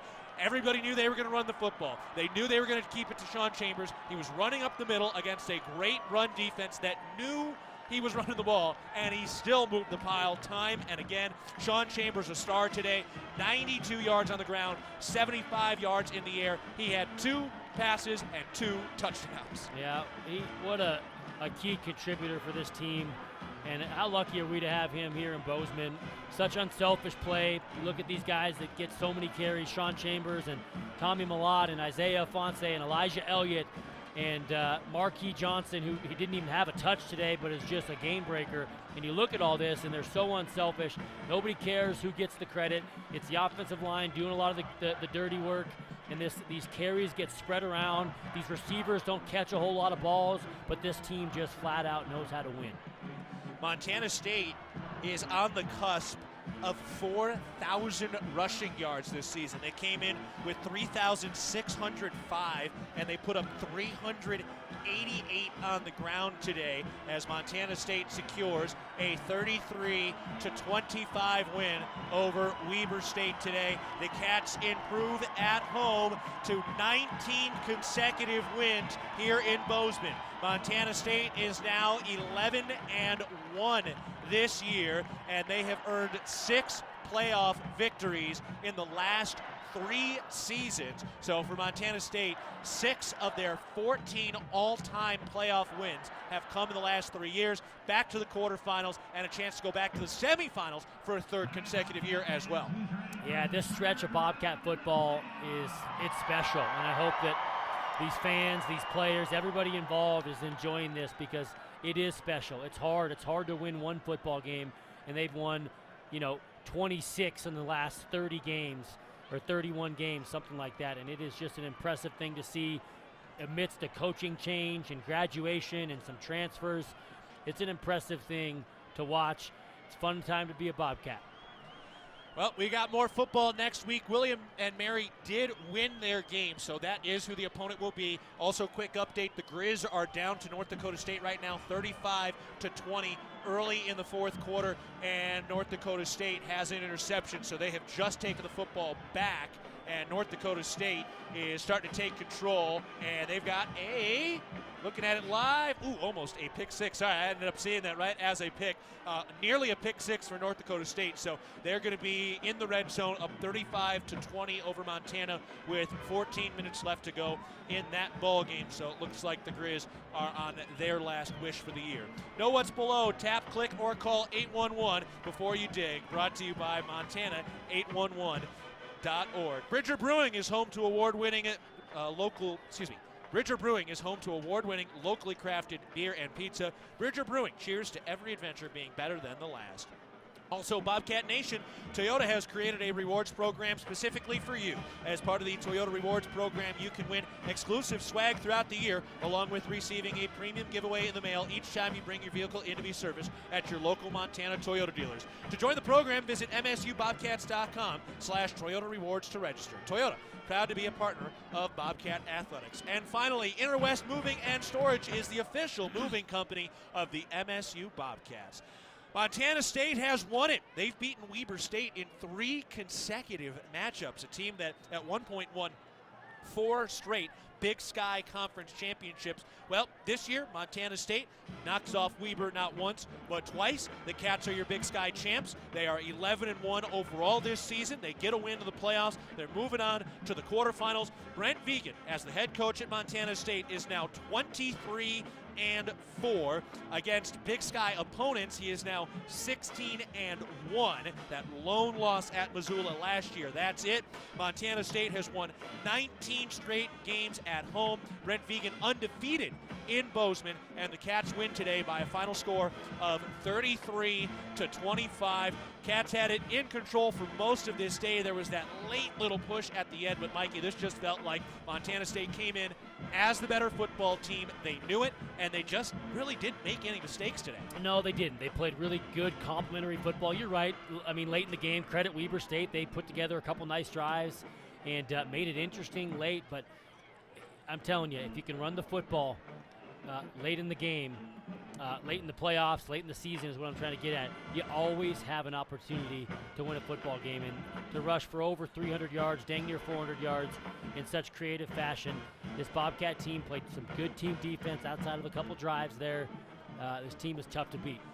All right, we'll take a break. We got a ton to get to. We'll hear from head coach Brent Vigen a little bit. Dan Davies will rejoin us a little bit later as well. We'll get you caught up on some of the other action from around the FCS playoffs, which will go on for Montana State. They get another home game coming up next week against the 5th-seeded William and Mary. So that is next week. Get a chance to be home again. Yeah, and William and Mary Tribe, they're a really successful program. Mike London, he is the former Richmond head coach as well. He won a national championship with Richmond back in the early 2000s, and he's done a really good job there at William and Mary. They're going to have a long trip out here, and to be determined on when that game could be. It might be a Friday night kick. ESPN2 is a possibility there, Keaton. All right, well, everybody keep your eye on it. Today was a tremendous crowd again. Kudos to Cat Country getting out here, getting loud. Only listed at 16,397. It certainly felt like more than that today. Yeah, that actually that perplexes me because I'm not sure that there were a whole lot of open seats there, Keaton. Maybe a couple on the near side and a couple like behind the band, but the student section was full. That opposite side was full. I thought we were close to 20,000 again. Yeah, maybe it was some of that standing room only. I know you're limited based on the snowpack, and so they don't sell quite as many as those. But regardless, incredible crowd. Grateful for the crowd. You make all the difference. The NCAA gets a big cut of all those ticket sales, so let's make sure that number is exactly accurate. Yeah, imagine that. All right, we'll take a break. Montana State wins it 33-25. This is Bobcat football from Learfield.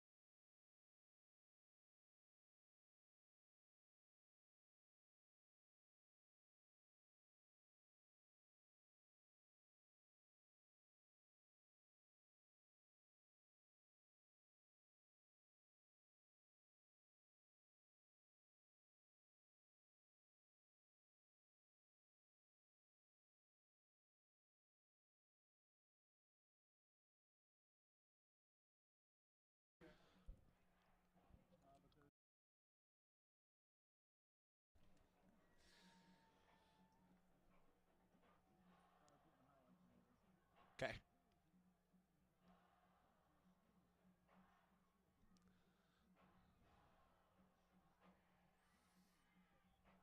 Caden Galogly alongside Mikey Ryder. Montana State wins it 33-25 over Weber State. We are close to hearing from from head coach Brent Vegan. Quick update on that scoreboard. Sac State down 21-10 early in the second quarter.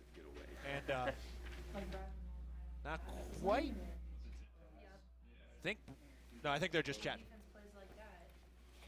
Yeah, I think they're just chatting. So that is not Brent Vegan yet. We're just live radio, baby. We're just waiting for Brent Vegan to get out there as the Cats win it today, 33-25.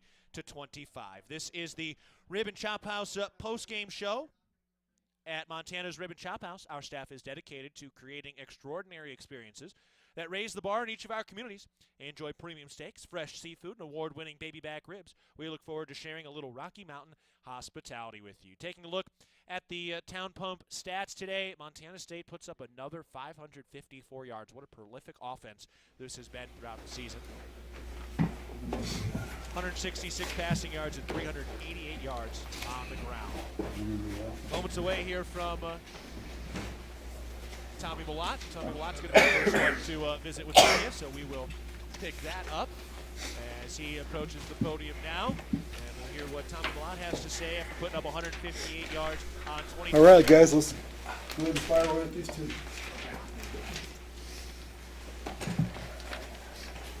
13 of 19 through the air, 91 yards. Sorry, can you just talk about passing what you today? guys thought coming into this game? Let's hear what Tommy Malott has to say after the victory. And how are you guys able to sort of set the tone early because you had such good offensive possessions right out the gate? Yeah, we were the tough team to play.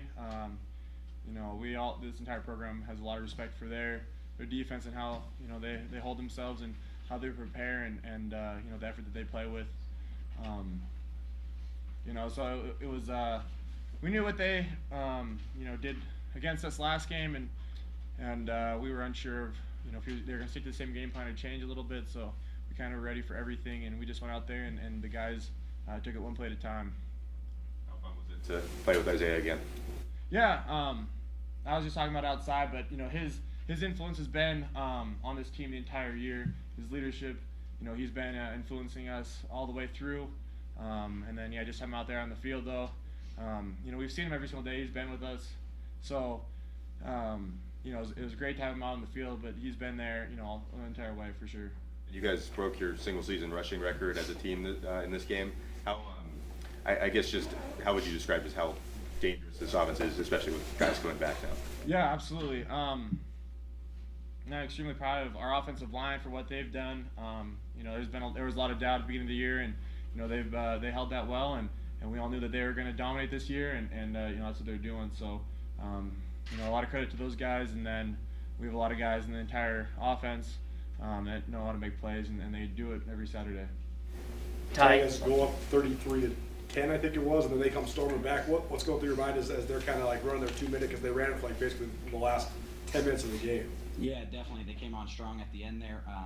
Kind of the thought that you have is we got to buckle down. When you get ahead by so much, thanks to these guys on offense, you start to try to keep everything in front of you, but then you start dinking and dunking, hitting a few shots here and there.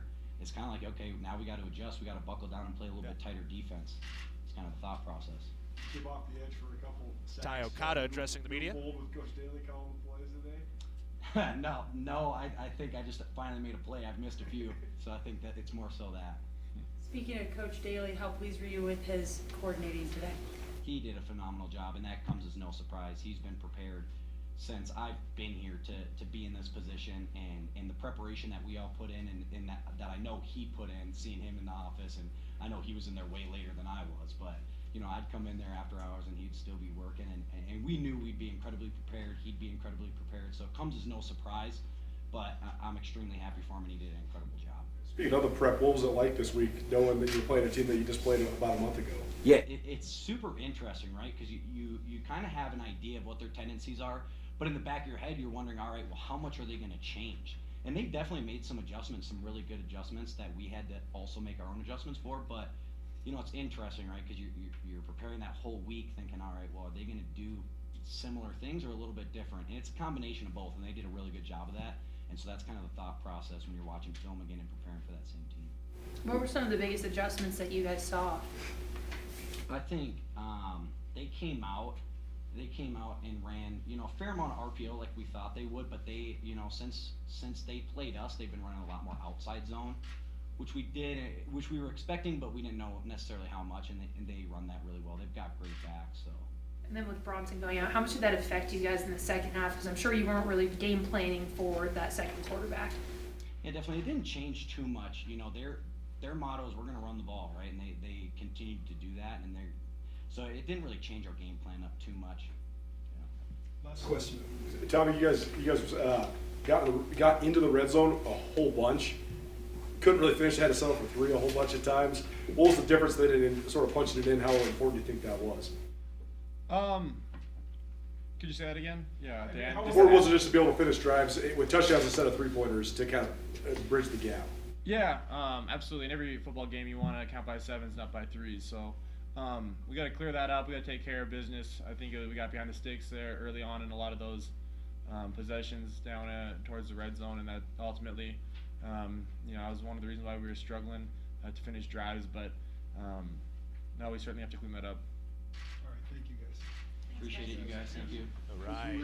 Ty Okada and Tommy Malott addressing the media. Brent Vigen is, I believe, on deck, so we will carry what he has to say as soon as he gets up there, as Montana State gets the 33-25 win in the second round of the FCS playoffs. Quarterfinals up next week. And hear from Brent here in just a moment. Hey, well, first thing I want to congratulate Weaver. There we go. There's Brent. A really good team. Having a chance to compete against them twice, and the resiliency that they show. Congratulations to them on a year, and we happen to get by them twice, and we're fortunate to do that. I also want to thank all the people, whether it's facilities, sports facilities, the people in Bozeman that did everything we could to get that field as playable as possible. I can't imagine how that thing would have looked otherwise. So. Our team, I think there was certainly ebbs and flows in that game. Defensively, we gave up the early score and then really played well for a couple quarters.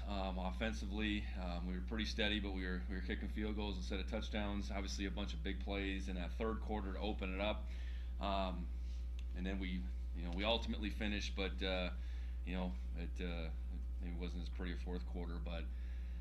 The end result is the end result. We got to win, and we move on. So excited about that. You think settled for that fourth field goal, but then you had a couple huge explosive plays, like you said. Or was the key to sort of turning that around and also just seizing that momentum in the third quarter, pulling it away? Well, I think on all those field goal attempts, we had a first down play. At least 3 of them where all of a sudden we were in second and long. And we got to stay ahead of the chains offensively. We're not built to be in real long yard situations, especially against a defense of Weaver's quality. Fortunately we were able to get those points. Those points as we were stacking up those field goals were big. And the long one we missed, could have put us up. So they were 4 scores behind. Didn't go in. That was a long attempt, but appreciate Blake's effort. And I think we were just able to not get behind the chains in that third quarter. I think that was probably the biggest thing that resulted in, being able to put 7s up instead of 3s. The run game's been so diverse, but then you had Isaiah Fonse back into it. You can really do the 2 quarterback thing at the same time too. So I mean, how much has it evolved? How diverse is it right now for you guys? Well, I think adding Isaiah, you saw it on a few runs. He's a different guy. He's so hard to bring down. He can play so low to the ground. And at the same time, there's probably a little rust there. So I think him getting out there and having an impact today was big. Closing it out like we did, more so with the quarterbacks, was a good thing too.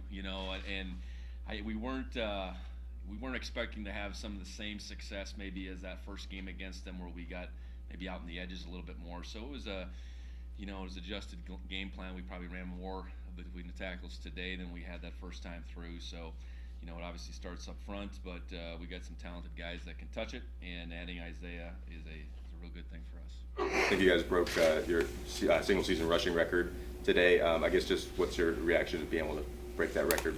Well, I don't know. That's the way we have to do it.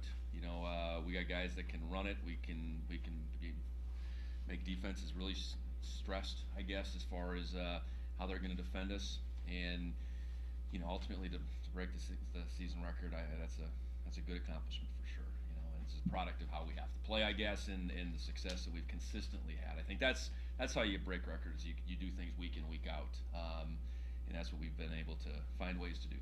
In the AU game, you guys have played pretty well on defense since then. Is there anything specifically that you guys think you fixed, schematically or otherwise? I think looking back at that game and watching Weber play in AU, that quarterback's really good. I think at the time in the record, you put that all together, you don't maybe give that kid enough credit that day, and they got some really good skilled guys. So, I think we've tackled better. I think we've played assignment football, better, and that's how you have to play. You have to be disciplined. The guys have to be where they're supposed to be, and when they got an opportunity to make a play, they have to. And I think we've done that better. It's not a matter of effort. I think our effort's been tremendous all year, but our execution I think has just been better. But again, that NAU deal, that quarterback is pretty good. Coming off of an emotional win in the rivalry game a couple weeks ago, what did you think of your guys' just ability to refocus, prepare for this playoff game? I think it was really good. Obviously, the brackets come out. It looks like a fair chance we'll play Weber again. Our guys were ready for that challenge. It wasn't like, why does this have to go this way? We got screwed or whatever. I mean, it was like, okay, that's the team that's going to come here. They're really good. We're going to have to play well. We're going to have to prepare well, and that's what our guys did. You saw it even that Sunday. I don't think our guys blinked. They saw how it played out, and Weber's going to have potentially come up here again, and we're going to have our hands full. And you do against a team like that. They're good in all three phases, and I think it was a completely different game than the first game, and I think that's the way good teams find ways to adjust. I think we probably both did that a little bit, and ultimately to come out on top against them was a heck of an accomplishment. Let's take two more questions. Defensively, what do you think of Bobby Daly's play calling today? No, I think Bobby, Sean Howe, Brian Shepard, John Baptiste, they all stepped up and contributed, and I thought I thought our guys played fast. So yeah, credit to those guys, picking up when they needed to and executing their jobs today. Now you're moving on to the playoffs, so something to celebrate, but also now something to prepare for again. So how do you sort of readjust, refocus? Yeah, I think you're kind of in that season mode. Obviously, you got an opponent coming up.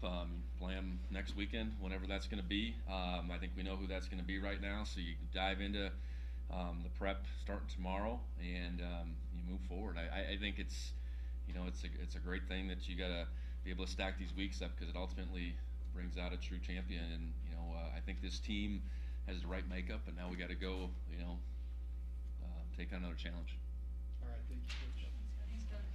All right, that was head coach Brent Vigen. Appreciate being able to hear from him, as well as Tommy Malott and Ty Okada, as Montana State marches on to the postseason with a 33-25 win in the second round. William and Mary coming up next week. We'll take a break. When we get back, we'll have a roundtable with myself, Mikey Ryder, and our man on the side, Dan Davies. Montana State wins it 33-25. This is Bobcat football from Learfield.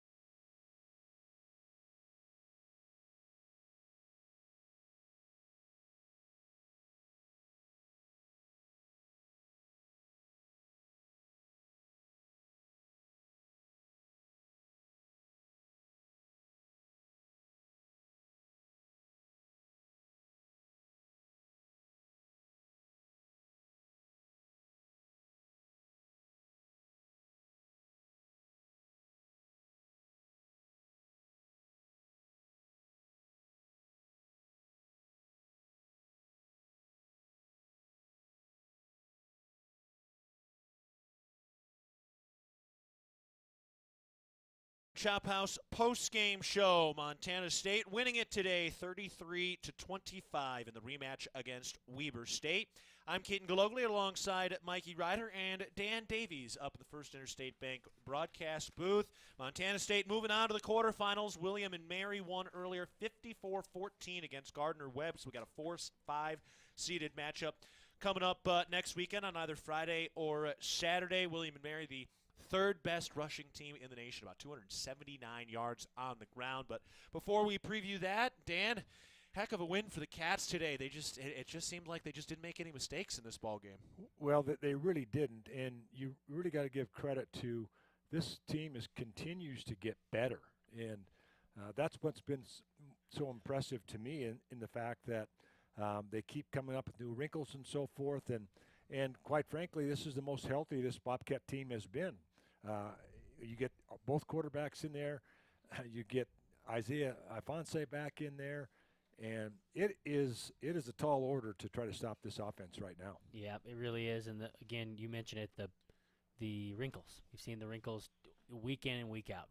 And it's small things, whether it's you got Isaiah late in the game to get a first down and move the chains. Isaiah Ifonse, Tommy Malott, and Sean Chambers. One guy lines up, you think he's going to snap the quarterback. They shift. Everybody shifts over. The next guy's the quarterback. So it just changes everything for a defense. And so these small wrinkles, when you have these weapons, I've said it for the last 3 or 4 weeks now, when you're able to put those things into gear and be able to utilize them. And they work. Right? And then not to mention, you got an offensive line that's doing an incredible job. You can tell that they haven't been more confident. They're gelling really well as a unit. And then you got a defense that really is playing well. Outside of those two drives, which I understand you can't just wipe those off the slate, but truly you take those two drives away, and it was a really dominant performance on defense. So there's plenty to clean up, but just a well-rounded effort. And the last two things I'll say is just, look, they won the turnover battle, which is huge, and the special teams, they won that. Redemption-wise, they had, they limited the return game. There was, one punt return. They limited the return game on the kickoff, and then Glessner comes through clutch with 4 field goals. That was the special teams. You talked about that in the pregame, Dan, and the Cats really did bottle up Williams today. Yeah, they really did a nice job, and they spent a lot of time working on it. They looked at that film when they played Weber State earlier in the year and said, we got to fix this, and expect these other things that are going to come that they're going to bring with them. So, yeah, you just got to keep give credit to Coach Vegan and his staff and they had some distractions this week. The defensive coordinator with Willie Mack not being there, and gosh, hats off to Bobby Daly. Man, he called a great game, and I know that defensive staff got together and had his back as well, and he really called a good game. And you saw Ty Okada in there, listened to him talk on the postgame about how prepared Bobby was for this moment, and just hats off to him and that defensive staff. Yeah, and you and I know Bobby personally. I'm not the least bit surprised. Ty Okada with 2 sacks in this game, his first 2 sacks for Montana State on the ground, 388 yards today. Dan, they have 3,993 yards, the most ever by any Montana State team in program history. And now they get another ball game, 7 yards shy of becoming the first to reach the 4,000 mark in a season. What an incredible number. What a tip of the cap to this offensive line. Well, yeah, and you're right, Keaton, the offensive line. And you have to also, tip your hat to these wide receivers and the tight ends. They're not getting a lot of action out there. No. But those guys aren't getting the yards on the ground without those guys blocking downfield. And that's a thankless job as a wide receiver. But they take it in stride. They take pride in doing a good job out there and excelling at it. And I know those running backs and quarterbacks that rush the football really appreciate those guys blocking downfield. Yeah, no doubt. And Coach Udy, as you're the receivers coach, when we run the football like we do time and time again, as a coach, you tell your guys, just be ready, right? Just be ready, because when the balls do come, we need you to win those contested one-on-ones, or we need you in a deep over route when Sean Chambers is going to drop a ball in there on a reverse pass. So, kudos to Coach Udy saying, look, own your responsibility. It may be that you don't even touch the football this game, but dominate the guy in front of you and block your tail off, and good things happen. It's called buy-in. Yeah, and just unselfishness, Yep. which is I think is a mark of these teams. No, I mean, so many guys touching the football, and nobody necessarily cares who gets the credit. There's just a bunch of unselfish guys, and all that they want to do is win football games, and they want to do it the dirty way in terms of getting your nose dirty and running the football and stopping the run and playing good defense. Ravi Alston today had his first catch in a month, and it was in a key spot. It was a sliding catch on a slant for a first down as the Cats were driving and converting on third down. I mean, that's the type of play. But I do want to go back to this Willie Patterson touchdown catch. For Willie, now he is into the top 10 all-time in program history in touchdown receptions, a sixth-year guy, one of the absolute leaders on this team. That was an incredible play, and for people maybe who didn't see it or didn't hear that, it was a snap to Malott. He pop passed it to, or handed it off to Clevan Thomas, who then pitched it back to Sean Chambers, who from about the 50-yard line on the left hash threw it all the way back to the numbers on the right side. It was caught by Willie Patterson at the 10-yard line, and he carried a defensive back into the end zone. That was a heck of a touchdown, and his first touchdown pass or touchdown reception since the 3 touchdown receptions he had at Northern Colorado. Yeah, that was amazing, and add to the fact that Sean Chambers is rolling to his left. He's a right-handed quarterback, and he's got to throw it back to the right. And as you said, as Mikey said, he put it right in the bucket. 2 passes for Sean Chambers today, both touchdowns. Yeah, I want to go back to the Willie Patterson. In an age where, you see these guys that are so productive offensively and they're prolific, and we have them on our offense. A guy like Isaiah Fonse, who he has touched the ball so many times. He's so prolific. Or Tommy Malott, who's he's a young guy who's going to play a ton of football for the Cats. Willie Patterson is a guy that he's been here for 6 years, and had a little bit of injury early on, but he has just slowly stair-stepped his way into a leader and a guy that is now in the top 10 in touchdown receptions in a career. And I just think I love seeing that. And it's not like he gets a ton of opportunities to catch the ball, but he makes them count. He's unselfish. He blocks, but he's just gotten better and better every single year. And I just think that's kind of old school college football. I just love seeing that. Well, and the other thing you understand too is how much he's matured since he's been here. I mean, he was a little out there when he first got here and had a lot of swagger and stuff and didn't have a lot to back it up. Firecracker. Yeah. But he's backed it up. Yeah, and, absolutely. He's matured. He's helped those young receivers become good players and unselfish blocking downfield. And I agree. You just can't say enough about his progress. Yeah, and that's what it's about, college football. You got to pay it forward. I mean, I look at we were up here in the booth earlier, and you guys both met, Blade Beckstead, a guy that I got a chance to play with. He's my roommate, and he was a guy that he prepared his tail off. Didn't exactly play as much as he probably would have liked. Battled a lot of injuries. Very capable back. But if you were to talk to a guy like Cody Kirk, and you were to say Cody Kirk, who has rushed for more touchdowns than anybody in Bobcat history, and he's was the prolific running back. If you were to ask Cody Kirk, what helped make you to be so successful, he would tell you Blade Beckstead taught me most of what it was like to prepare and to be a Bobcat football player and to really earn it. And that's what is so cool, because Willie did the same thing to these receivers, and it's going to be their job to pay it forward, not just what makes it so special. Excuse me. Well, not just the wide receivers. Elijah Elliott told us the story this year on Cat Chat that when he was buried on the depth chart at the beginning of the year, a fifth string running back, he was frustrated, and that's okay to be frustrated. You want to get out on the field, but who was the guy in his ear? It was Willie Patterson saying, "Hey, stay ready, stay hungry, stay humble, and when you get the football, prove to them why you should continue to get the football." What did he do in that first start against Eastern Washington? Got his first touchdown rush of the year, over 100 yards in that game, and where would this team be without Elijah Elliott? And that's the butterfly effect we've seen of Willie Patterson and these other guys. Mm-hmm. Yeah, no question about it. And you get the depth at that running back we had at one point, and then we didn't have it at one point. Now we've got depth in the running back room right now, and man, I mean, you talked about, you got Elijah Elliott in there, and then you got Marquis to deal with, and then you got Isaiah to deal with. And there are 3 different backs. We talked about it during the broadcast on how different they are and how you've got to defend them, those 3. Yeah, absolutely. It's pick your poison, and Coach Housewright's done a good job figuring out how to game plan and get those guys the ball and spread it around. And I know stopping the pass has been difficult at times for this Montana State team, but these cornerbacks today, they made some big plays in certain moments. Simeon Woodard had a couple of big pops. James Campbell made a couple of big plays. He almost had an interception had it not been for a tackle by Ty McPherson. But these defensive backs, these cornerbacks today really stepped up in some big moments. Yeah, they've done a good job, and it's a tough position. I mean, there aren't any, kind of play it again, and it only bit you in the butt, and it was only a 5-yard gain.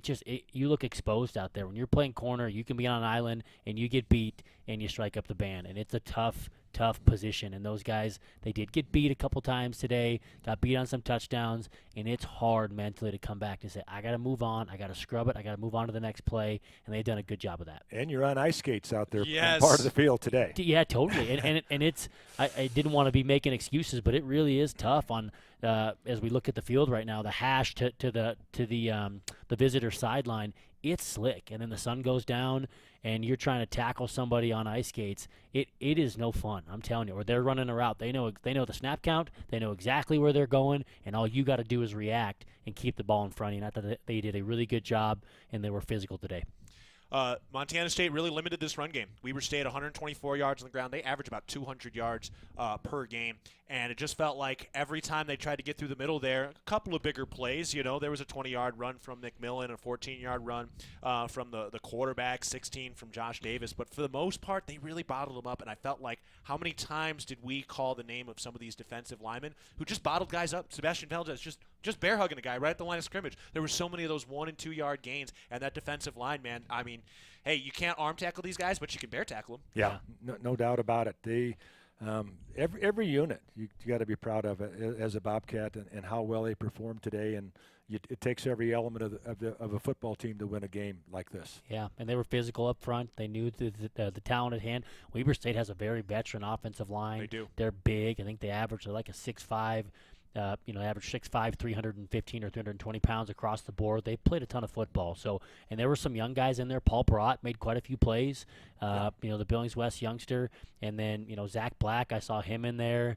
Iden had a really good game as well. He has had a good year. And Brody Grebe, hopefully he's continuing to get healthy. Maybe we get him back. But again, next man up mentality across the board, and this Bobcat team has embodied that. All right, coming up next is William and Mary. They shared the CAA championship with a 7-1 record in conference this year, 11-1. They get the win today against Furman. They won 41-38 in this. 41. Where is it? There it is. 54-14. Excuse me, 54-14 against Gardner Webb. My mistake. So they get the win today. A very good rushing team. They've had a terrific year. They've won 8 straight, but they got a long trip. They got to go all the way across country, come over 3 time zones, raise up the elevation here. So it's going to be a long trip for them, but this is going to be a good matchup, and this is the fun part about the playoffs. You get to see some new, fresh teams. Yeah, certainly the defense is going to be challenged. They got to be able to stop the run and prevent the deep pass on the play action stuff if they get the run going. But I think they're going to be up for it, and they're going to get all week to prepare. Yeah, and that home field advantage is going to be massive. Yeah, absolutely. I mean, that's going to be huge, but it's going to come back to who can win the battle in the trenches. And I like our guys. I like our guys, especially in the conference that we play in, and the level of play, specifically in the offensive and defensive line. It's going to come down to that, and I like this Bobcat team who's very physical and tough in the trenches. All right, Dan, any other final thoughts?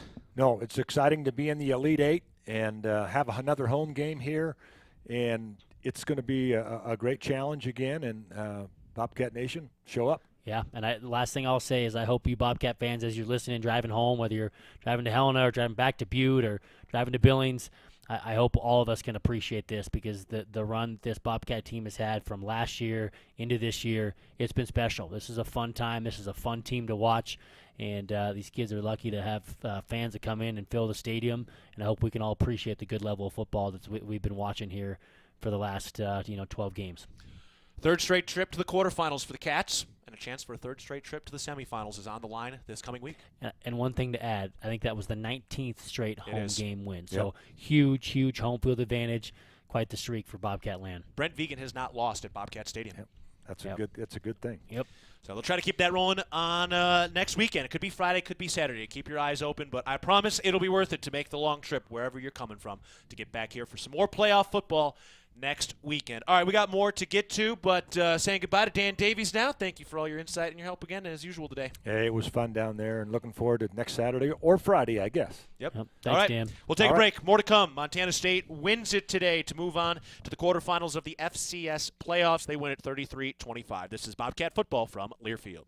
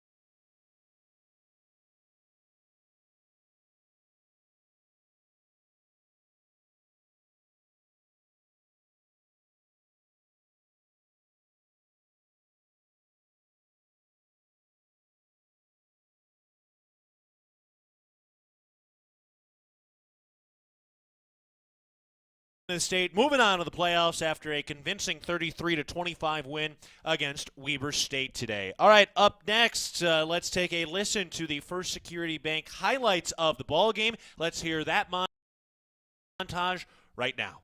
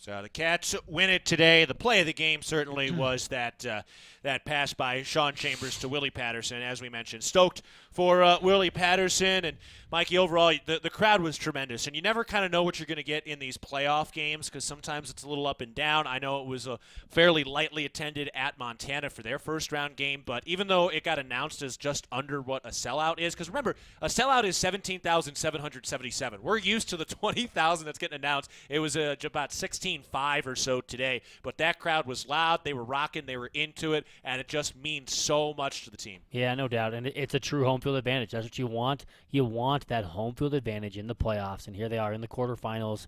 Another game at home, a team coming across the country. And this crowd is going to be counted on next week as well. Guys have talked about it time and again. They hear you, and they know you make an impact. So we appreciate Cat Country coming out and being loud. All right, more to get to on the Raymond Chop House post-game show after this. We'll get you up to date on what else is going on around the FCS bracket, and we'll give you some good news about the Grizz. Cats win it today, taking down Weber State 33-25. This is Bobcat football from Learfield.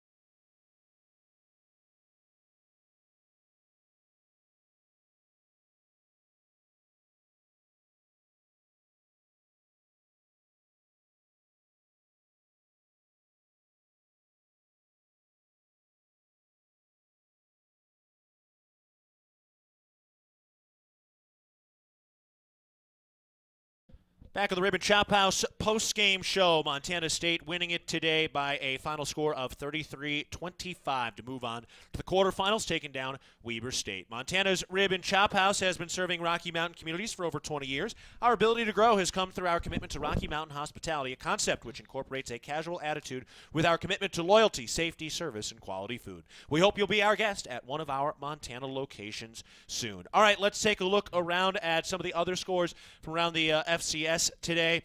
Montana is done. They have been eliminated by North Dakota State. North Dakota State wins it 49-26. Mikey, North Dakota State ran 40 times. They had 6 rushing touchdowns in this game, and they ran for 455 yards against that Grizz defense. Yeah, wow. I mean, and that's their identity, right? There's, I mean, similar mold. I mean, obviously look at Coach Vegan, his identity, where his roots and where he came from. And I know that we're a team that tries to do the same thing, so no surprise there. They're a run-first defense or run-first offense, and there's no doubt about it. Just crazy. That's an insane number. All right, all the seeds to this point have held. South Dakota State moves on. They win 42-6 against Delaware. The 8 seed Holy Cross beats New Hampshire 35-19. So SDSU and Holy Cross are in the quarterfinals on the Cats side of the bracket. Montana State and William and Mary coming up next weekend. Could be Friday, could be Saturday, so keep an eye out for that. North Dakota State moves on as the 3 seed. They take on the 6 seed Samford, which won in overtime against Southeastern Louisiana, 48-42. Incarnate Word moves on over Furman, 41-38. They're the 7 seed.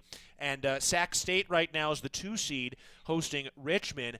They're down at halftime. Richmond leads that one 21-17. So getting a little interesting there. Sac State only had 36 rushing yards in the first half. That is shocking. Yeah, with Cameron Scadaboo, who was the conference offensive player of the year, such a talent.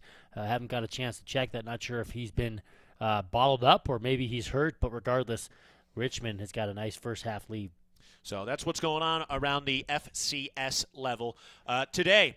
If you're looking for more college football action following our broadcast, check out the College Football Blitz for free by going to the Varsity Network app. It's the college football audio version of the NFL Red Zone channel. Every Saturday from noon to midnight Eastern, just search College Football Blitz on the Varsity Network app. Take another break on the Ribbon Chop House postgame show. Montana State continues on, going to the quarterfinals after a 33-25 win against Weber State. This is Bobcat football from Learfield.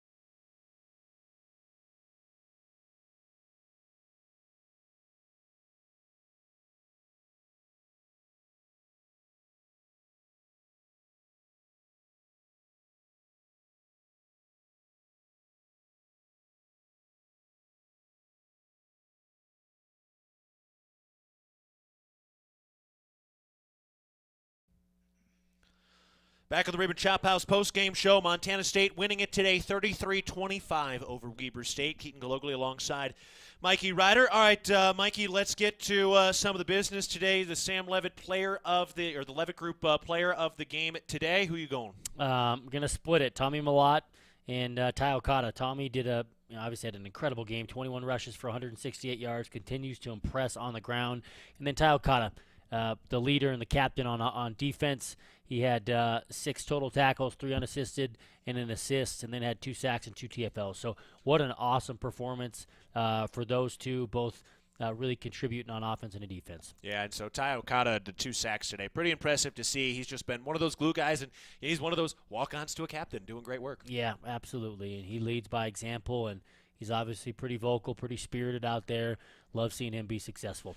All right, up next, the McDonald's delivery of the game, presented by your locally owned and operated McDonald's of Montana. Yeah, Blake Lesnar, what an awesome performance for him. 4 field goals. He was 4 for 5 today, and they needed those 12 points. So what a performance by him. Continues to be such a weapon, not only on the kickoff game in terms of limiting returners, but so accurate and so reliable kicking field goals. Also, Sac State just scored a touchdown and a 95-yard kick return. So they just scored a touchdown in their game at home on a rainy day out in Sacramento. Rare rainy day out there. So they have just taken the lead. It was the kickoff to start the second half. So heck of a way for Sac State to take the lead up 23-21 against Richmond now at home. All right, we'll take a break. One more break to get to here in the Ribbon Chop House post-game show. Montana State winning 33-25 against Weber State. This is Bobcat football from Learfield.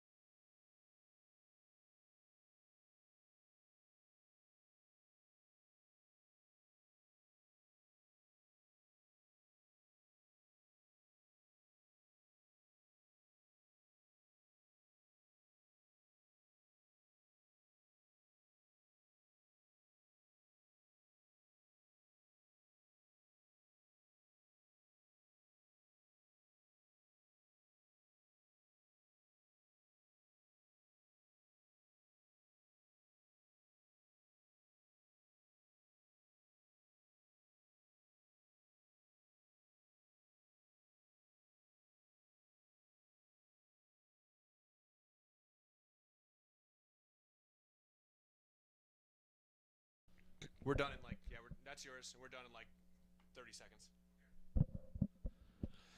Back one final time in the Ribbon Chop House post-game show. Montana State wins it 33-25. Quick check of some of these numbers. Cats put up 554 yards of total offense, 388 on the ground, 166 through the air. Didn't really get you the full slate, so I want to get you some of the highlights of these numbers. Cats had 30 first downs in this game. They went 6 of 13 on third down and 1 of 1 on fourth down in this contest. And they really threw the ball today. 15 of 22, 166 yards. Malott, 13 of 19 for 91. Sean Chambers went 2 of 2 through the air with 75 yards through the air and 2 touchdowns in this ball game. His passer rating was 745. Not bad. Hilarious. He also accounted for the other touchdown as well on the ground. 13 carries, 92 yards. Welcome back, Isaiah Ifanse. 10 carries, 91 yards. He is less than 100 yards away from becoming the program's all-time leading rusher, so he's got a shot to do that next week, which is just thrilling and exciting to see.